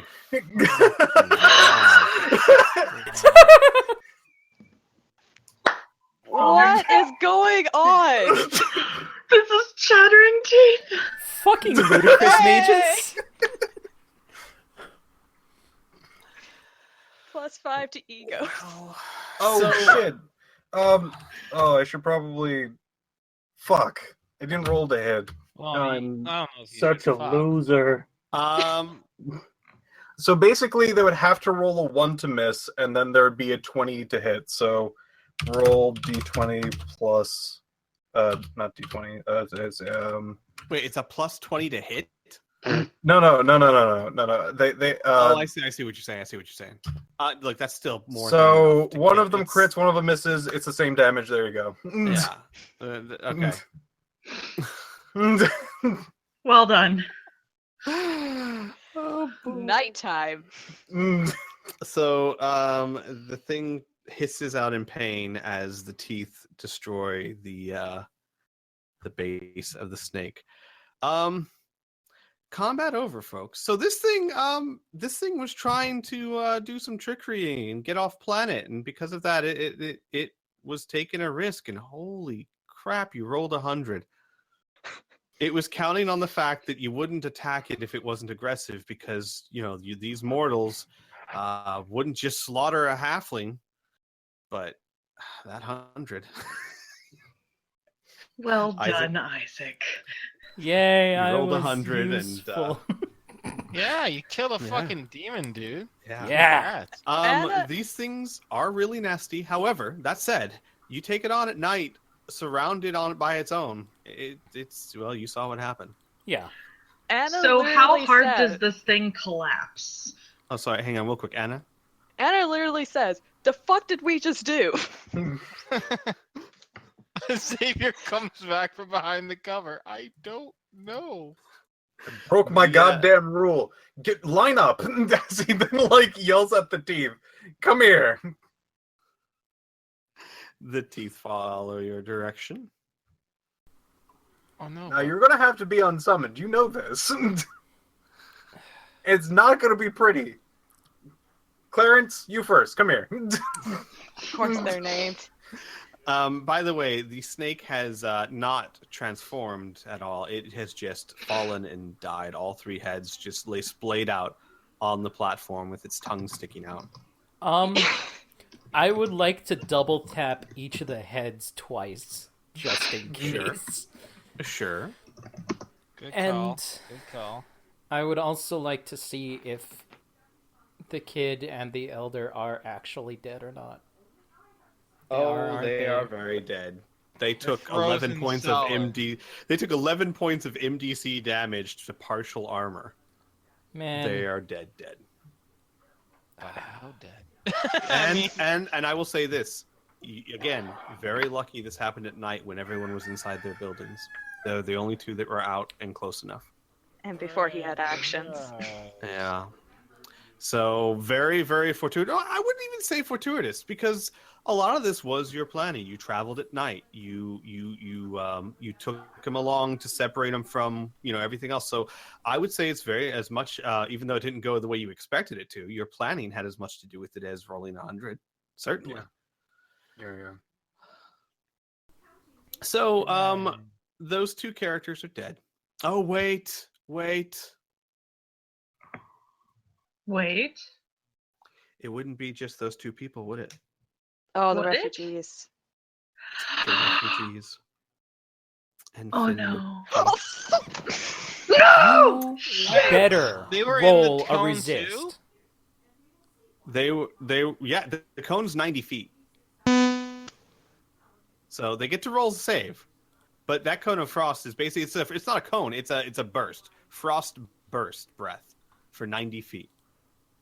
See. She and the guys Corsairs. they have to, not the Corsairs, they're a coalition. They have coalition. to roll. Yeah, Yeah, because that C1. They also only have partial armor because they've That's been what I was thinking. Yeah, beaten. So they're going to roll to resist. First, we'll do Finn Mookie, and they have to get over a 12. Or I think it's Inferno is 12 or higher, right? 12 or higher. Yeah, 12 or higher, and she might have bonuses to save versus magic. That is very true. All right, so this is Finn Mookie. She saved. Oh. Coalition Soldier 1 did not save. Coalition Soldier 2 did not save. Fuck. All right. I liked those guys. Good news! Now At we least don't it's have to good. worry about the coalition. Well, bad news is we also can't get them to tell us the location that they were supposed to rendezvous at. Yeah, but we didn't need them for that anyway, did And 5 refugees. 1, 2, 3, 4, 5. None of God them damn saved. it! It is just Finn. Finn Mookie is the only one who saved. And you were right, Inferno. She did have a small plus, but even without that, she would have saved. That's good. Finn Mookie is made of tough stuff. Respect level for Mookie goes up. This is crazy. Oh my Man, what a God. Pyrrhic victory. Oh, at least their leader's not here. John? I don't. Yeah. God, that would have sucked. Fuck. Where's Hellhound been? He's outside. This all took place in less than 15 Oh, seconds. it's inside In fact, okay. In fact, after a few seconds, Hellhound leaps over the wall and actually stands in between, like almost instinctually, like not instinctually, very quickly before he assesses the situation, stands between the snake and Kid and just bristles, staring at the snake. Kid's on top of this thing, beating the shit out of its That's face. right. So Kid is, sorry, theater of the mind. It actually just it jumps over the onto the platform. There's no wall, but it jumps onto the platform and just stands there bristling and growling, and then pauses, and then goes, "What just happened?" Demon happened. He will look around, and he'll look around at the 5 refugees, and he'll say, "No." And then he'll just sit down. and look at the ground. Finn Mookie, who is still covered in frost. By the way, you're all covered in frost. It's just your will kept it from hurting you. But I would say that you're still covered in frost. Your clothing is still kind of stiff. Kid, at the top of your head, the hair is like you've been outside in snow. Would it And- negate the static electricity? Yeah, I think it would. Okay. Finn Mookie is just staring around in horror and goes, "It was with us the whole time?" Apparently. Oh my god. Out of character, didn't we bring this up to her? Yes, you did. But you see her face. But you see her face as one of just disbelieving. Her eye is just wide as she stares around at the carnage. And Sorry, go. she just pants a little bit and goes, I hoped it wasn't so. Anna would go up to her and ask her if she's okay. She looks at Anna. Not other than emotionally. Wait. Not other than emotionally? Wait, physically. Are Other, you physically yeah. okay? Yeah. She will nod and she'll say, I'm okay, though I don't understand how. And she looks at the two guards that were standing behind her, and they are frozen stiff. And she goes, I don't understand what just happened. Anna shrugs. One of you explain it to her. I'm going to try and find somebody that lives here. And Isaac's going to start walking off, trying to knock on doors and investigate and see if there's anybody other than the elder man who could be in charge, and tell them that they have been promoted. Not so curtly like that, but you wouldn't get much of a chance to knock on doors. Again, all of this taking place in less than 15 seconds, and then think another 30 seconds for the interactions that happen directly after. We made a lot of noise. Yeah, about the time you start walking to find someone, people in full body armor start rushing out, and then it's one of those things, like they rush out, they skid to a stop as they assess the crazy situation. You've got a dead snake that's 40 feet long with 3 heads. You've got 1, 2, 3, 4, 9 people that look like they've just been freeze dried, and you guys standing there. And there's like a pause. It's like more and more people skid to a stop, and then all of a sudden you just hear this, holy fuck. I'm kind of speechless right now. Still. Yeah. So, This good is job. He looks. What is that particular? He's kind of like in the field position, but not like holding himself, not rocking or anything like that. But he's like on his feet, but like he kind of like in some sort of ball. Oh, like where it's like you're on the soles of your feet, but you're wrapped in your arms around your legs. That, but without the arms getting wrapped around his legs, he's actually just getting down that low to like having it one by one bonk these chattering teeth on the head. Oh, I see. As they disappear one by one. Oh man. So Finn Mookie says, What about the others at the platform? And as she says that, the snake begins to shrink. And it doesn't shrink the same way it grew. It's like it shrivels up. So turns into snakeskin. Yeah. But as it gets smaller and smaller, it turns back into the original form of the horned demon that lays on its stomach with its chin on the ground and its mouth open in a ghastly scream, but its skin just looks completely aged and dry, almost like it's nothing but a dead husk. But the body returns along with the clothing that it was wearing.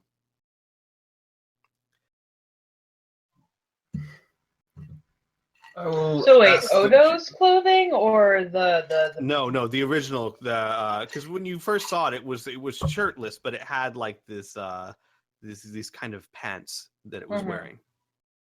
It has this. I will wait for somebody else to do things because Lucas will probably be finishing things up before he gets to act about that. All Xavier will do is, as he watches this demon corpse wither away, is he'll look to Isaac and he'll gulp and he'll say, "So, you told me about vampires and how there's a special way to kill them. Is this thing dead for good?" GM? Yeah, you rolled well enough to know that you don't have to worry about that the way you do with vampires. If you kill it, it's dead. It's just killing it is the thing. Yeah. Then he'll explain that to Xavier. Good. Kid is going to look from the corpse to Isaac and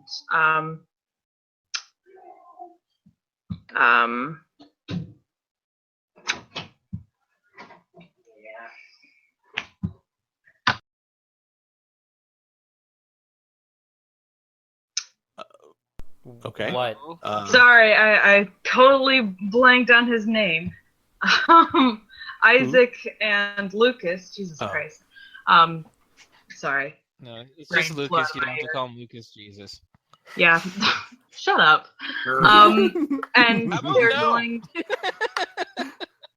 Such a slut. They're going to say those things that it gave you.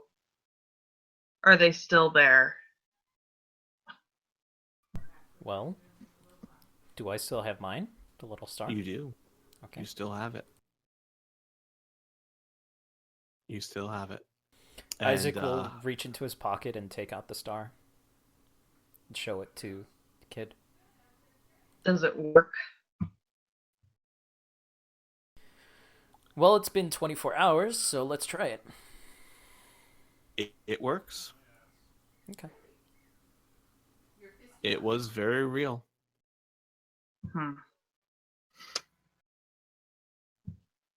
As Lucas, with a tear in his eye, bunks the last one.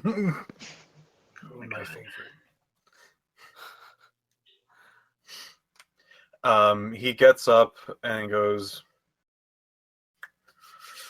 "Ooh, I know I usually joke and try to have a joyful mood, but this one's gonna take me a bit to As he then kind of pauses and he kind of has his mouth open.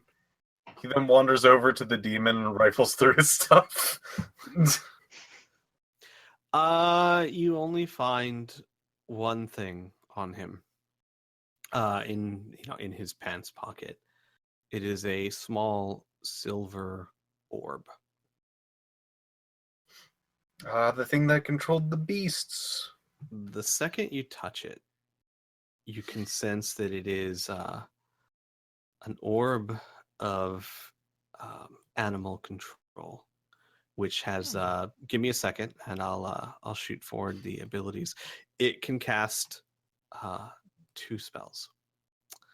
The first one is Repel Animal. Range 30 feet, duration immediate. The character can invoke the enchantment that will make even a hostile predatory animal stop, turn, and leave the area without harming the mage or anybody near him. The animal will not return for hours.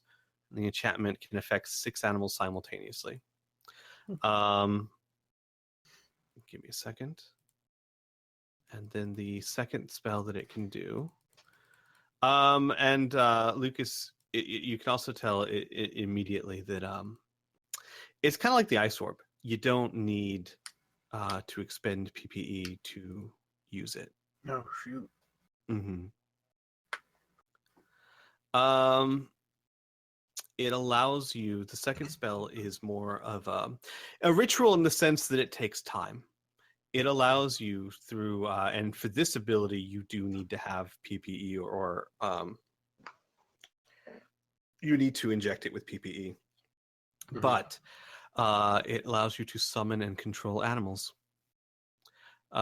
Superior Summoning Pinnacle, the invocation empowers the arcanist to summon and control any type of animal.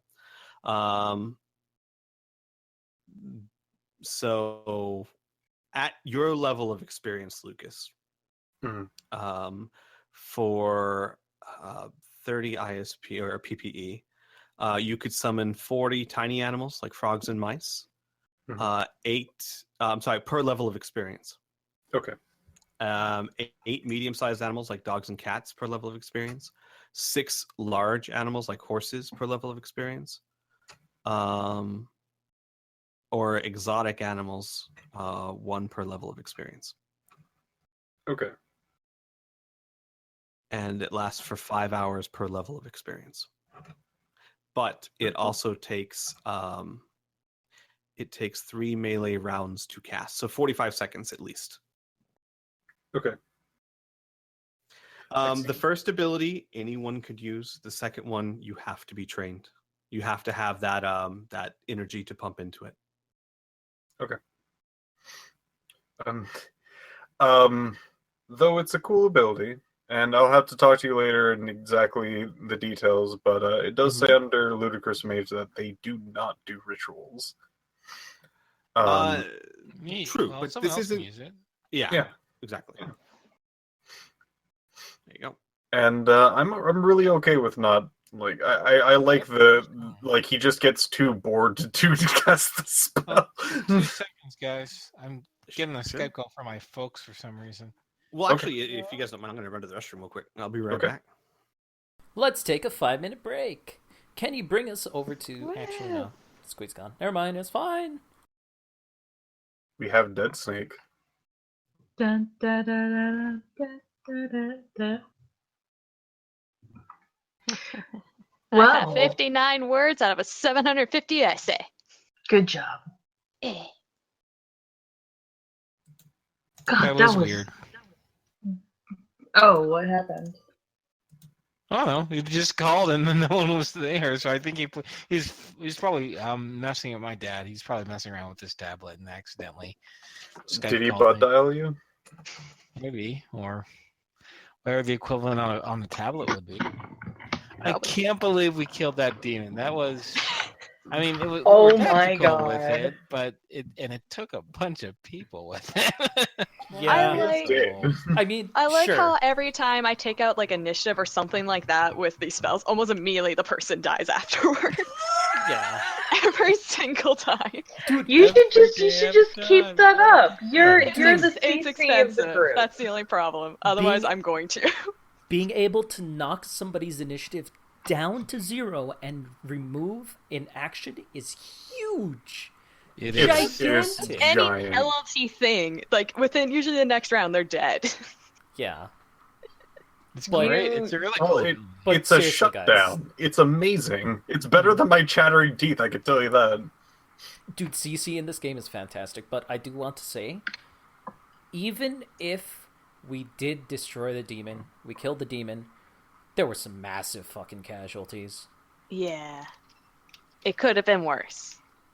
It could Well, have it been. kind of showed up in the middle of nowhere, and you know what? If his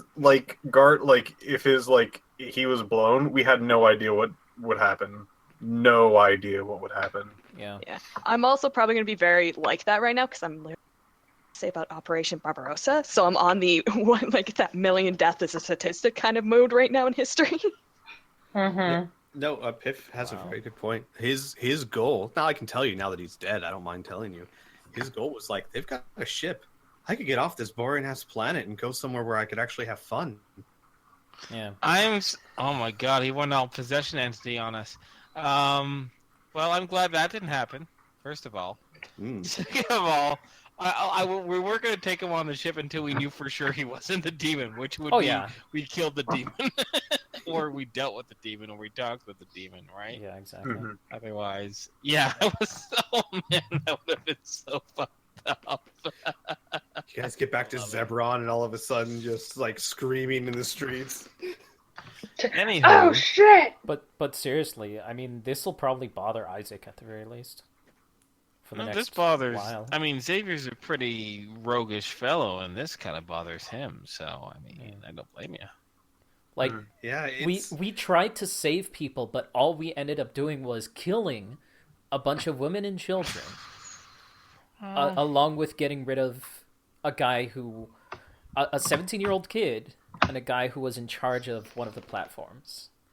Okay, first of all, we didn't kill them. The demon killed them, and the I demon know. would have killed all of them if we didn't show up. In fact, we could have had a controlled environment if that horrible accident didn't happen. And then, like,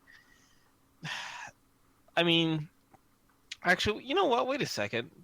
Let's talk about this in character when the time comes up, rather than talking Yeah, about it sure. out Sure. of character. I don't think it'd Sure. be more interesting that way. But in Inferno, I like you hit the nail on the head in the sense that that horrible accident was a legendary failure for a reason. So Yeah. okay, but yeah, we can slide back into character, absolutely. Okay.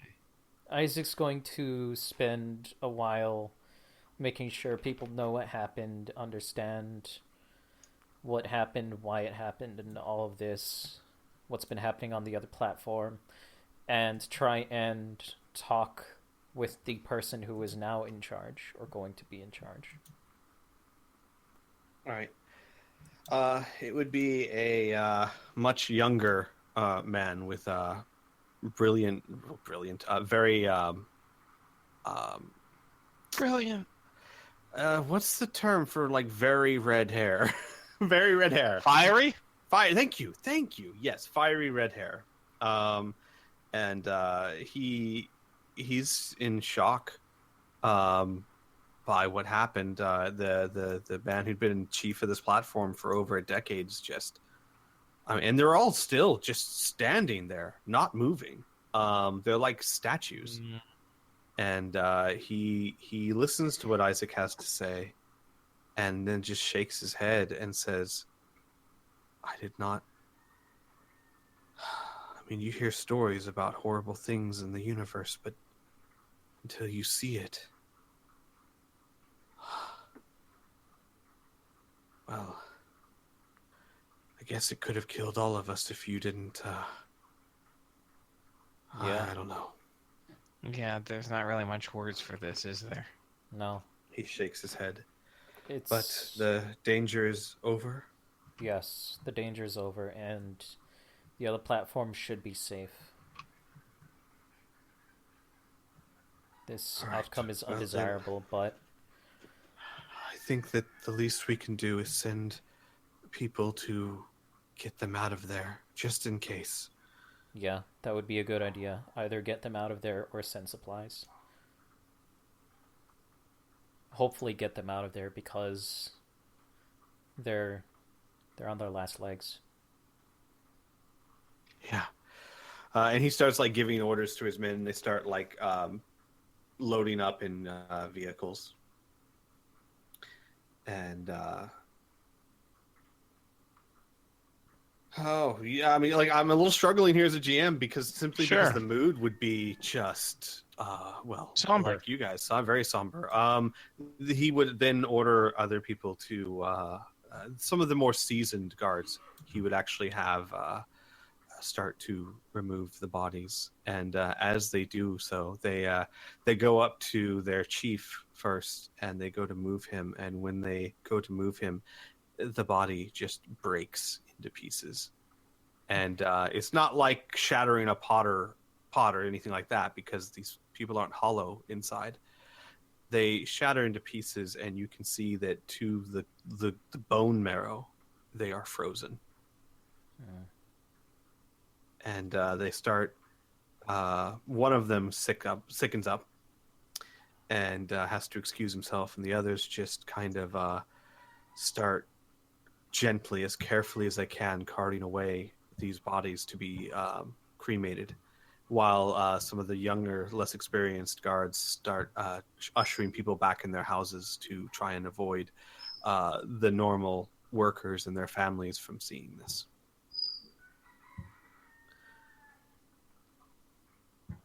Well, Is Hellhound still? Hellhounds. Oh, go ahead. I don't want to say moping because that's mean, but that's the word that kid would use. It is the word kid would use, and I will say, and you might have already been thinking along these lines, but this is not a reaction you're used to seeing from Hellhound, because you and he have seen a lot of death, and probably a bit more gruesome than this. So this is a very unusual response. Mm-hmm. He is still just staring at the ground. Kid is going to go over to him and go, "Stop that."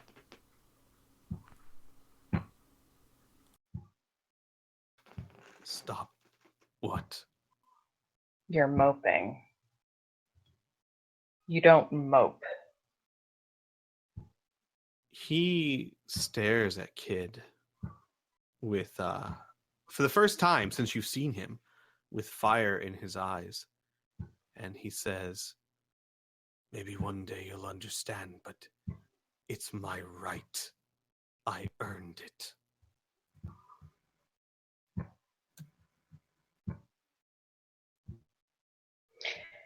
Kid frowns hard at him and then shakes their head and goes, "They're dead."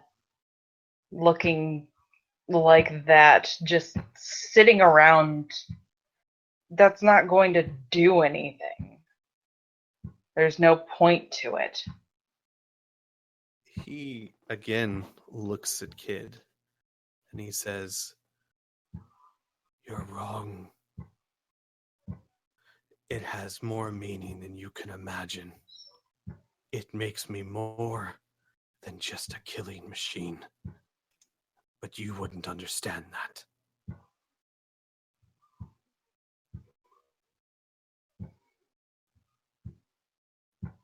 And with that, Hellhound turns around and walks back out of the platform.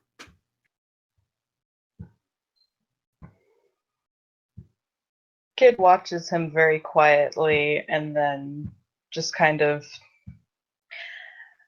I don't know, busies themselves elsewhere, just kind of like, I guess they just take the corpse of the demon, picks it up and takes it over to Isaac and or someone and just goes, "What do we do with it?" It's incredibly light. I mean, obviously, even for you, but more lighter than it looks like it would be. Mm-hmm. Lucas would probably be lounging around, probably a bit more coherent than a lot of the other people who are really taking all of this in. For Lucas, it looks like he's just looking through his bag, pulling out particular Lucas items, looking at it, shaking his head, putting it away, pulling out a new one, looking at it, shaking his head. And when you bring him the body, he goes, "Well, that was our particular initial mission. I would say keep it for proof." Yeah. I'm going to be honest with you. I'm going to be pretty creeped out with this thing on our ship. I think he's going to look over to Isaac. "You're absolutely sure it's dead?" it's dead, but we don't need to take it to the ship. We just need to take it to the other platform. Because the guy that hired us to do this is on the other platform. Yeah. Do we want to take money? Xavier says, us not taking the money isn't going to bring him back, right? Maybe we take No. some of the reward for some of our pain, and some of it we give it to help them rebuild. That sounds good. Finmuki says he is in no condition to give you that kind of money. I, on the other hand, if it's a reward you seek, I think I can accommodate you.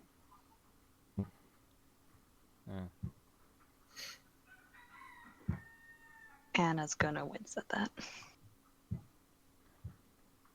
Well, To be fair, the last time she's taken money from that family, she had owed a debt. Yeah. Oh, yeah, that would do it. what would you like us to do with the body then? He's asking Finn. Yeah. Finn just stares at Isaac for a little while. Burn it. All right. He just reaches into his pocket, lights a lighter, and tosses it on the body. On the platform? Kid's carrying Kid's the body. carrying it? Thank you. Yes. Yeah. Then Yeah, he'll no, it ask doesn't you to matter. put it down. Whoosh. He'll ask you to put it down. Still dead. On the platform. It's MDC platform, right? It's metal, right? It is an MDC platform, yes. Yeah. Kid. However, Oh, I was going to say, Kid is going to look at him, and then they're going to look at where Hellhound wandered off, and then they're going to go that way. Okay. What are you saying, DM? No, nothing. No, so it is an MDC platform. So Never you can, mind. you can certainly light it on fire if you choose to. It would go up like dry tinder. Yeah, I figured as much. So it'll disappear relatively quickly. Mm-hmm. Almost like you were burning dead snakeskin, which I've never technically tried to burn, but I assume it would burn well. I don't know. You are from Texas. Oh, Yeah, I but we're not don't that- know if I don't know if I specified, but I'm taking the body with me. Okay, never mind then. Oh. Then I won't do anything. Well, then, like in real life, I guess we won't know Fucking- if snakeskin burns well. So Kid walks off with the body. Yes. Okay, then I will Bye, just get kid. into the truck and say we should probably head back to the other platform on the way back to the ship. Agreed. I like your eagerness, but we still need to bring Kid who just left with us. So In the cool direction your that we need jets. to go? If that's where Hellhound went, Technically, then yes. yeah, Hellhound would have gone back the way he came. So yes, Yes. back down the ramp. Guess we'll meet him, but I'm not leaving Kid. Finn says, "I'm going to stay until their bodies are cremated. It's the least I can do." All right, Okay. then let's stay for a while then. Yeah, that's fine by me. Okay. Should I do So- like a tracking thing No. or No. You have scent, and you know this scent very well. You wouldn't have any Mhm. trouble finding him. He's not trying to hide. He was just trying to get away.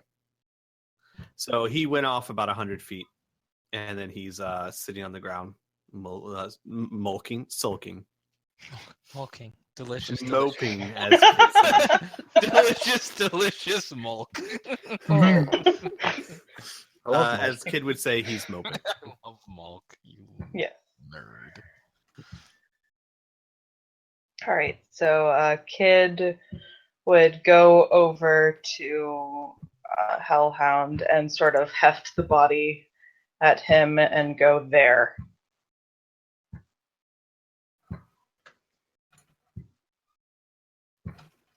He looks at Kid. What of it? It's supposed to be burned, and that's what you do. Oh. Place it on the ground.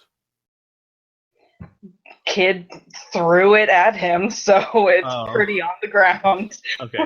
He will just go, and a little ball of fire will alight upon it and burn it incredibly quickly because, spoiler, his fire is not SDC. Yup. The body burns up very quickly. And as the body burns and the fire casts a light on both of you, Hellhound just stares silently at Kid.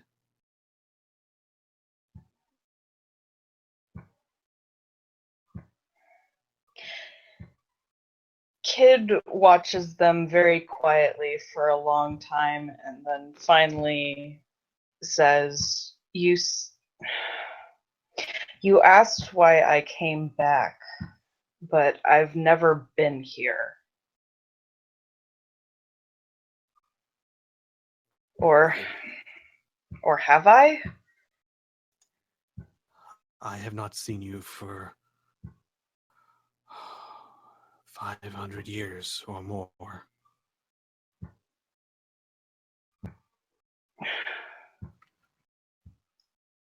Kid's gonna sigh and then they're gonna kind of like rub their face very tired and go, we're supposed to be in something happened and we went through a thing and I had to get a box for them and it was weird and there was a thing. You went through a temporal time gate. Yeah, that word. I see. Well, then he pauses and he says, I suppose that makes you the little one now.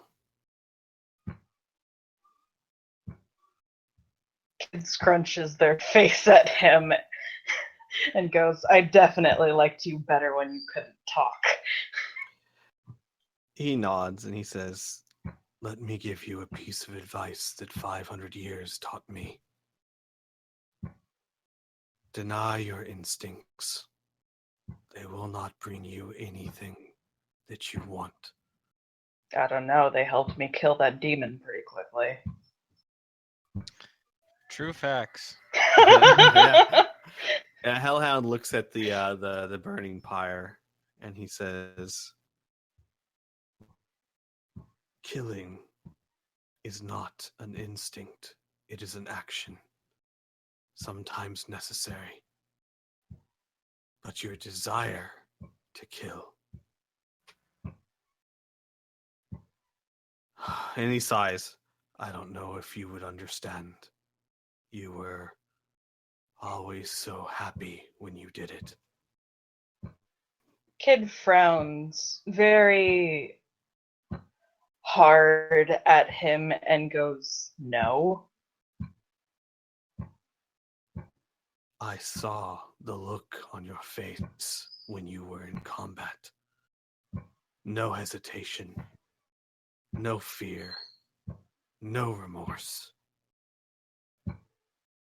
I saw pleasure.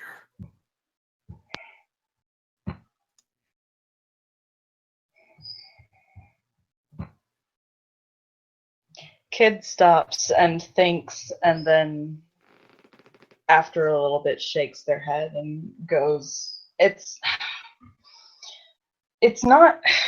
And then they just kind of like huff and trail off after a little bit and then try and start again. I don't like it, but I do it. We had to. We all had to. Well, and they grumble. Most of us had to. Some of us were just sneaky. Ah, yes. He But- always was good at that. They make an irritated sound and then go, I wasn't going to die there. Just like you weren't.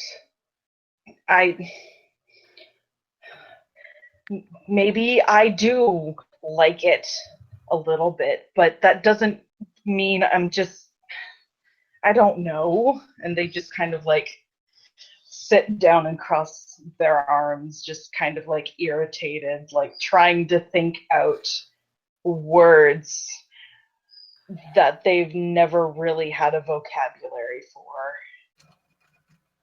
Hellhound sits down and stares at Kid curiously, and then says, "This is the first time I've seen you try so hard at something that frustrates you."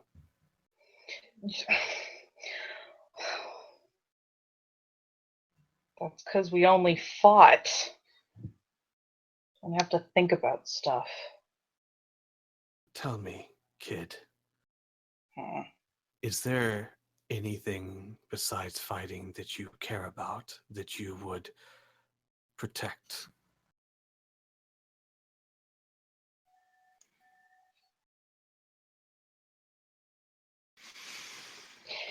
Kid thinks about it for a long time.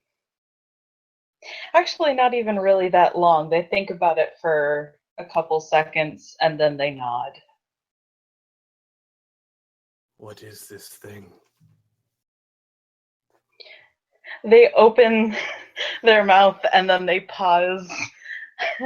And then they say, Lil. That is a name. Yes. Huh. Almost defensively.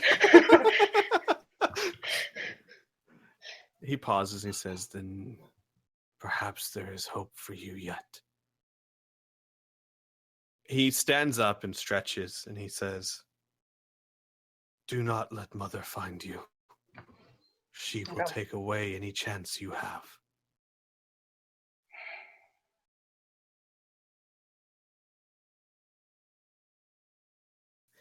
And then he says, "This is my home now, Kid. I will go back to it."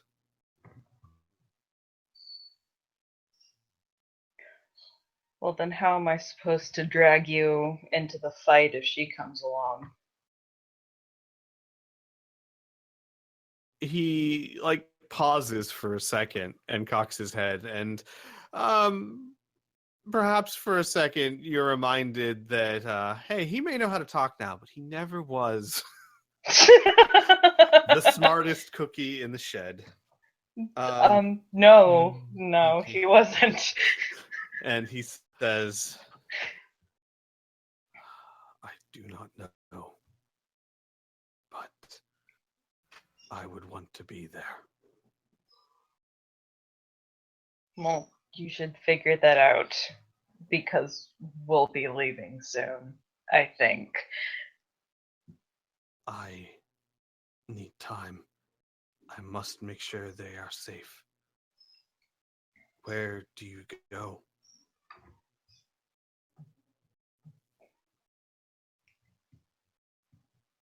Kid looks up at the sky and then kind of shrugs and goes, wherever they take me, I guess, and stands up and starts walking back to the fort. Well, not fort, the platform. He'll stop and think about it for a second. Or for, actually, it's him, for a minute. And then he will follow Kid to the platform. And as you walk back up, when he sees Xavier and Isaac and Lucas and Anna, he goes, "Where do you take Kid?" Don't ship. really. He pauses as if struggling for the vocabulary and says, "If I were to attempt to find them, where would I go?" Now? Zebra. Oh, jeez. Zeberon, perhaps. "I know this Yeah. place." You do? He nods, and as he turns away, before he leaps in the night, he says, "So does Mother." And then he just runs out into the night, headed back towards platform 48. But we were Kids, gonna go Well, with him. bully for him. Kid's But- expression goes very, very dark. Yeah, dark. But we were gonna wait for. We were gonna go with him. We were You gonna- have several What? other cars going with you this time. They know. No. Isaac is Oh, just yeah, saying yeah. this as he's leaping forward and going. Wait, okay. I Bye. mean, that was Man, fuck this. And he's going to get back into the truck. Just wait. Okay. And then I have one more thing before I kind of pull out more narratively. Finmuki goes over towards the back of the platform where they are cremating the bodies. They're doing it very quickly because they are trying to avoid having the main populace see the results of what happened. But she goes over there. Does anyone follow her or go with her? Yeah, I'll go with her for sure. Anna would keep her distance. Okay. She would eye Xavier, kind of like appraising him in between looking at him and looking at the fire. And then she would say, I never was one for attachments, but it would seem dire circumstances have a way of changing that. Yeah, Xavier says with kind of a knowing look. It's amazing how quickly you can grow attached to locations, to people. People that perhaps you never really thought very highly of before, or maybe you weren't even all that, friends, right? But time is a way of doing that, I guess. So She nods, wondering for a second why she sounded like Hellhound. And she That's she responds and she says, "You said before your mission was to find me and bring me back to be the Yeah. head of the black market." that's right. All right. I'll go with you. Wow. Fantastic. Take all the time that you need, obviously. But and I'll take you to the ship myself. But yeah. She nods and she says, "I should go with you. With those two dead, I would be the only one they look up to as a Not leader." from here? Oh. John is a good man, but he was not made for what we went through. No. I can't imagine a lot of people being made for what we went through, but yeah, I know what you mean. She nods and then quietly returns to the truck. Okay. So we can pull out a bit narratively, unless there's anything else anyone wants to do. No, I'm good. Okay. So you guys travel back to Platform 48. My question to you is, are you headed to there, obviously, to check up on people and then straight to the ship, or are you going to make sure everyone gets to 49 before you go back? What's the game plan here in broad strokes? Broad strokes, he asks. Did we offer to help bring people back? I don't remember if we did or not. Mm-mm. Okay. No, I'm just asking because I have no idea what the group's intentions are. So I don't want to take these people from their homes, right? It is safe. They do need to rebuild kind of on their own. I don't. Oh, we're talking about like other refugees, right? correct. Yeah. I well, perhaps some more information in that case. Yeah. When you please. get there, the general consensus is that no one wants to stay there. Even with Finmuki assuring them that the threat is gone, they've been through weeks of siege and battle, and this place has turned into a death trap where they have watched 2/3 of their population die. No one wants to remain there. Oh, okay. Well, we can.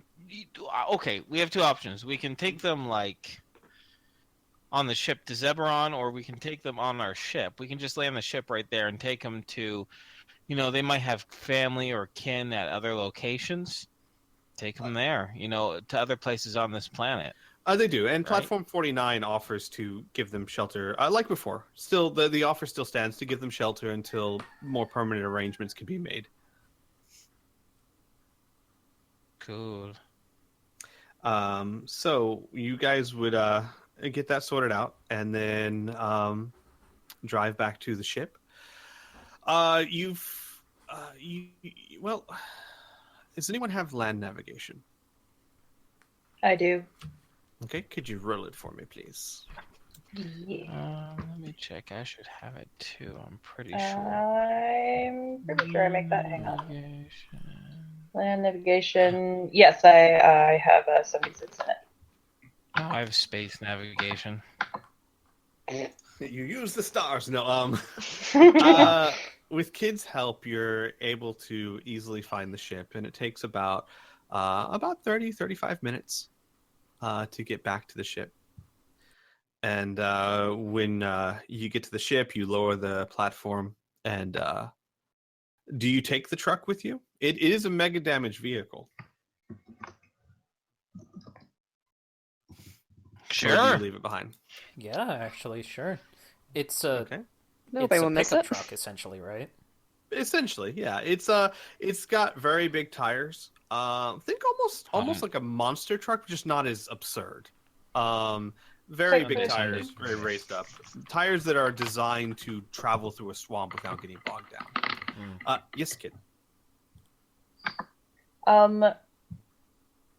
Does Isaac have actual iron weapons on the ship that he No. just didn't take? Oh, did he take the iron knife of Oh, the steel. epic It fail? was steel though, because it didn't hurt him. Yeah. Oh, actually hurt oh, okay. Yeah. It just showed that, he didn't take any That damage. he was. He not human, yo. Okay, never mind then. Well, should he be was bleeding. halfling. Well, he not halfling, yo. Whatever words, yo. You know what I mean. Either way, that statement would have been true, but Mm-hmm. So when you guys drive back onto the ship, you'll see Sarah waiting for you in the cargo bay, and she has she sees all of you guys, and she goes, "So, successful?" Eh. Kip immediately heads to the showers. Xavier will morning. kind of give a smile. He says, "We've had more successful operations. We've got Finn Mookie, but through no real fault of our own, some innocent people died to the hands of a demon. So you probably understand mood's pretty... Could be better, could be worse." She nods and she says, "I understand. Well then, back to Zeberon." Yeah, for now. Yeah, definitely. We have to bring Finn Mookie back to. Oh my God!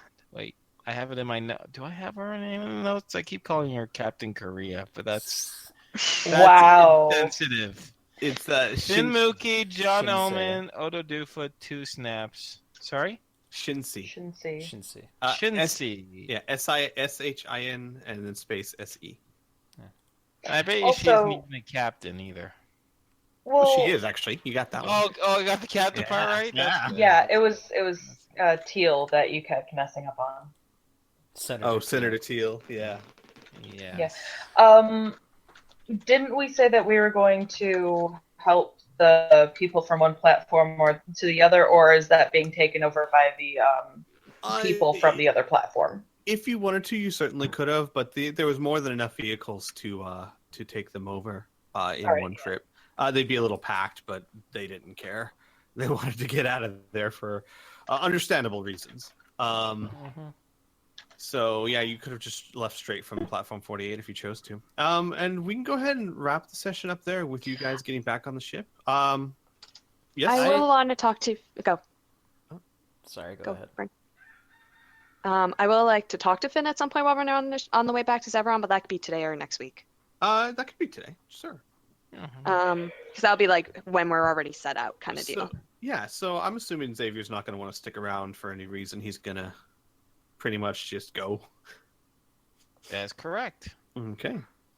So Sounds good. you take off. It's only a 2-hour trip back to Zebron. At faster than light travel. It was really in your neck of the woods. That's why it was on the free net. So not a very long trip.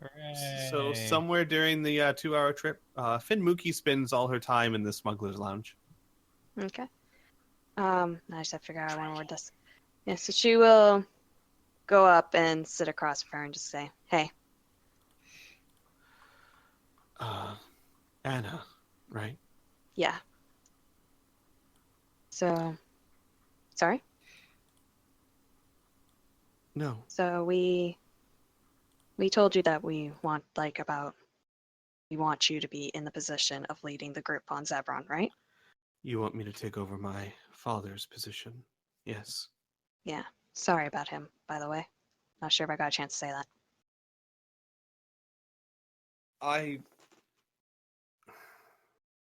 Perhaps I am a poor daughter, but I feel more for the refugees that died down there than for his passing. Oh, I know. There's worse starters out there. Trust me. If you say so. Did you know about the relationship your father had with the captain of the acronym that I'm forgetting that I know has a C in it? Shinsi. CDF. No, CDF. That's what I was looking Oh, for. the CDF. Oh, CDF, the acronym. Okay, CDF. Yeah, the Commonwealth Defense Force. Yeah. She nods and she says, "Father tried to keep me out of the business. He didn't think I was suited for it, and maybe he was right. I ran the more legitimate side of it, but I am not a fool. I know of his deal, more or less, in general terms." She sent us out specifically to look for you so you can continue on that relationship. I suppose it makes sense. I can think of others that would take his place, and not only would they not have any control over who did it, but, well, Father was a good criminal, but a poor thug, I guess would be the word. The people that would replace him have that in spades. Yeah, I can see that. But just because we want you to do this does not mean you have to. If you want to back out, there's always other options. She's quiet for a long time, and she says, "If I back out, someone takes over the black market, and one of two things happen. They expand their operations, and innocents are hurt in the process, or the CDF crushes them and destroys everything my father built. I don't think either of those options are acceptable to me." And that's why we wanted you. She nods and she says,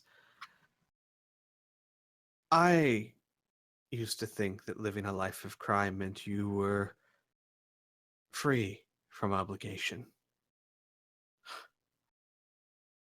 I guess I was a fool. It's odd. Those two men, they technically kidnapped me, held me against my will. But is it strange I'm sad they're gone?" No.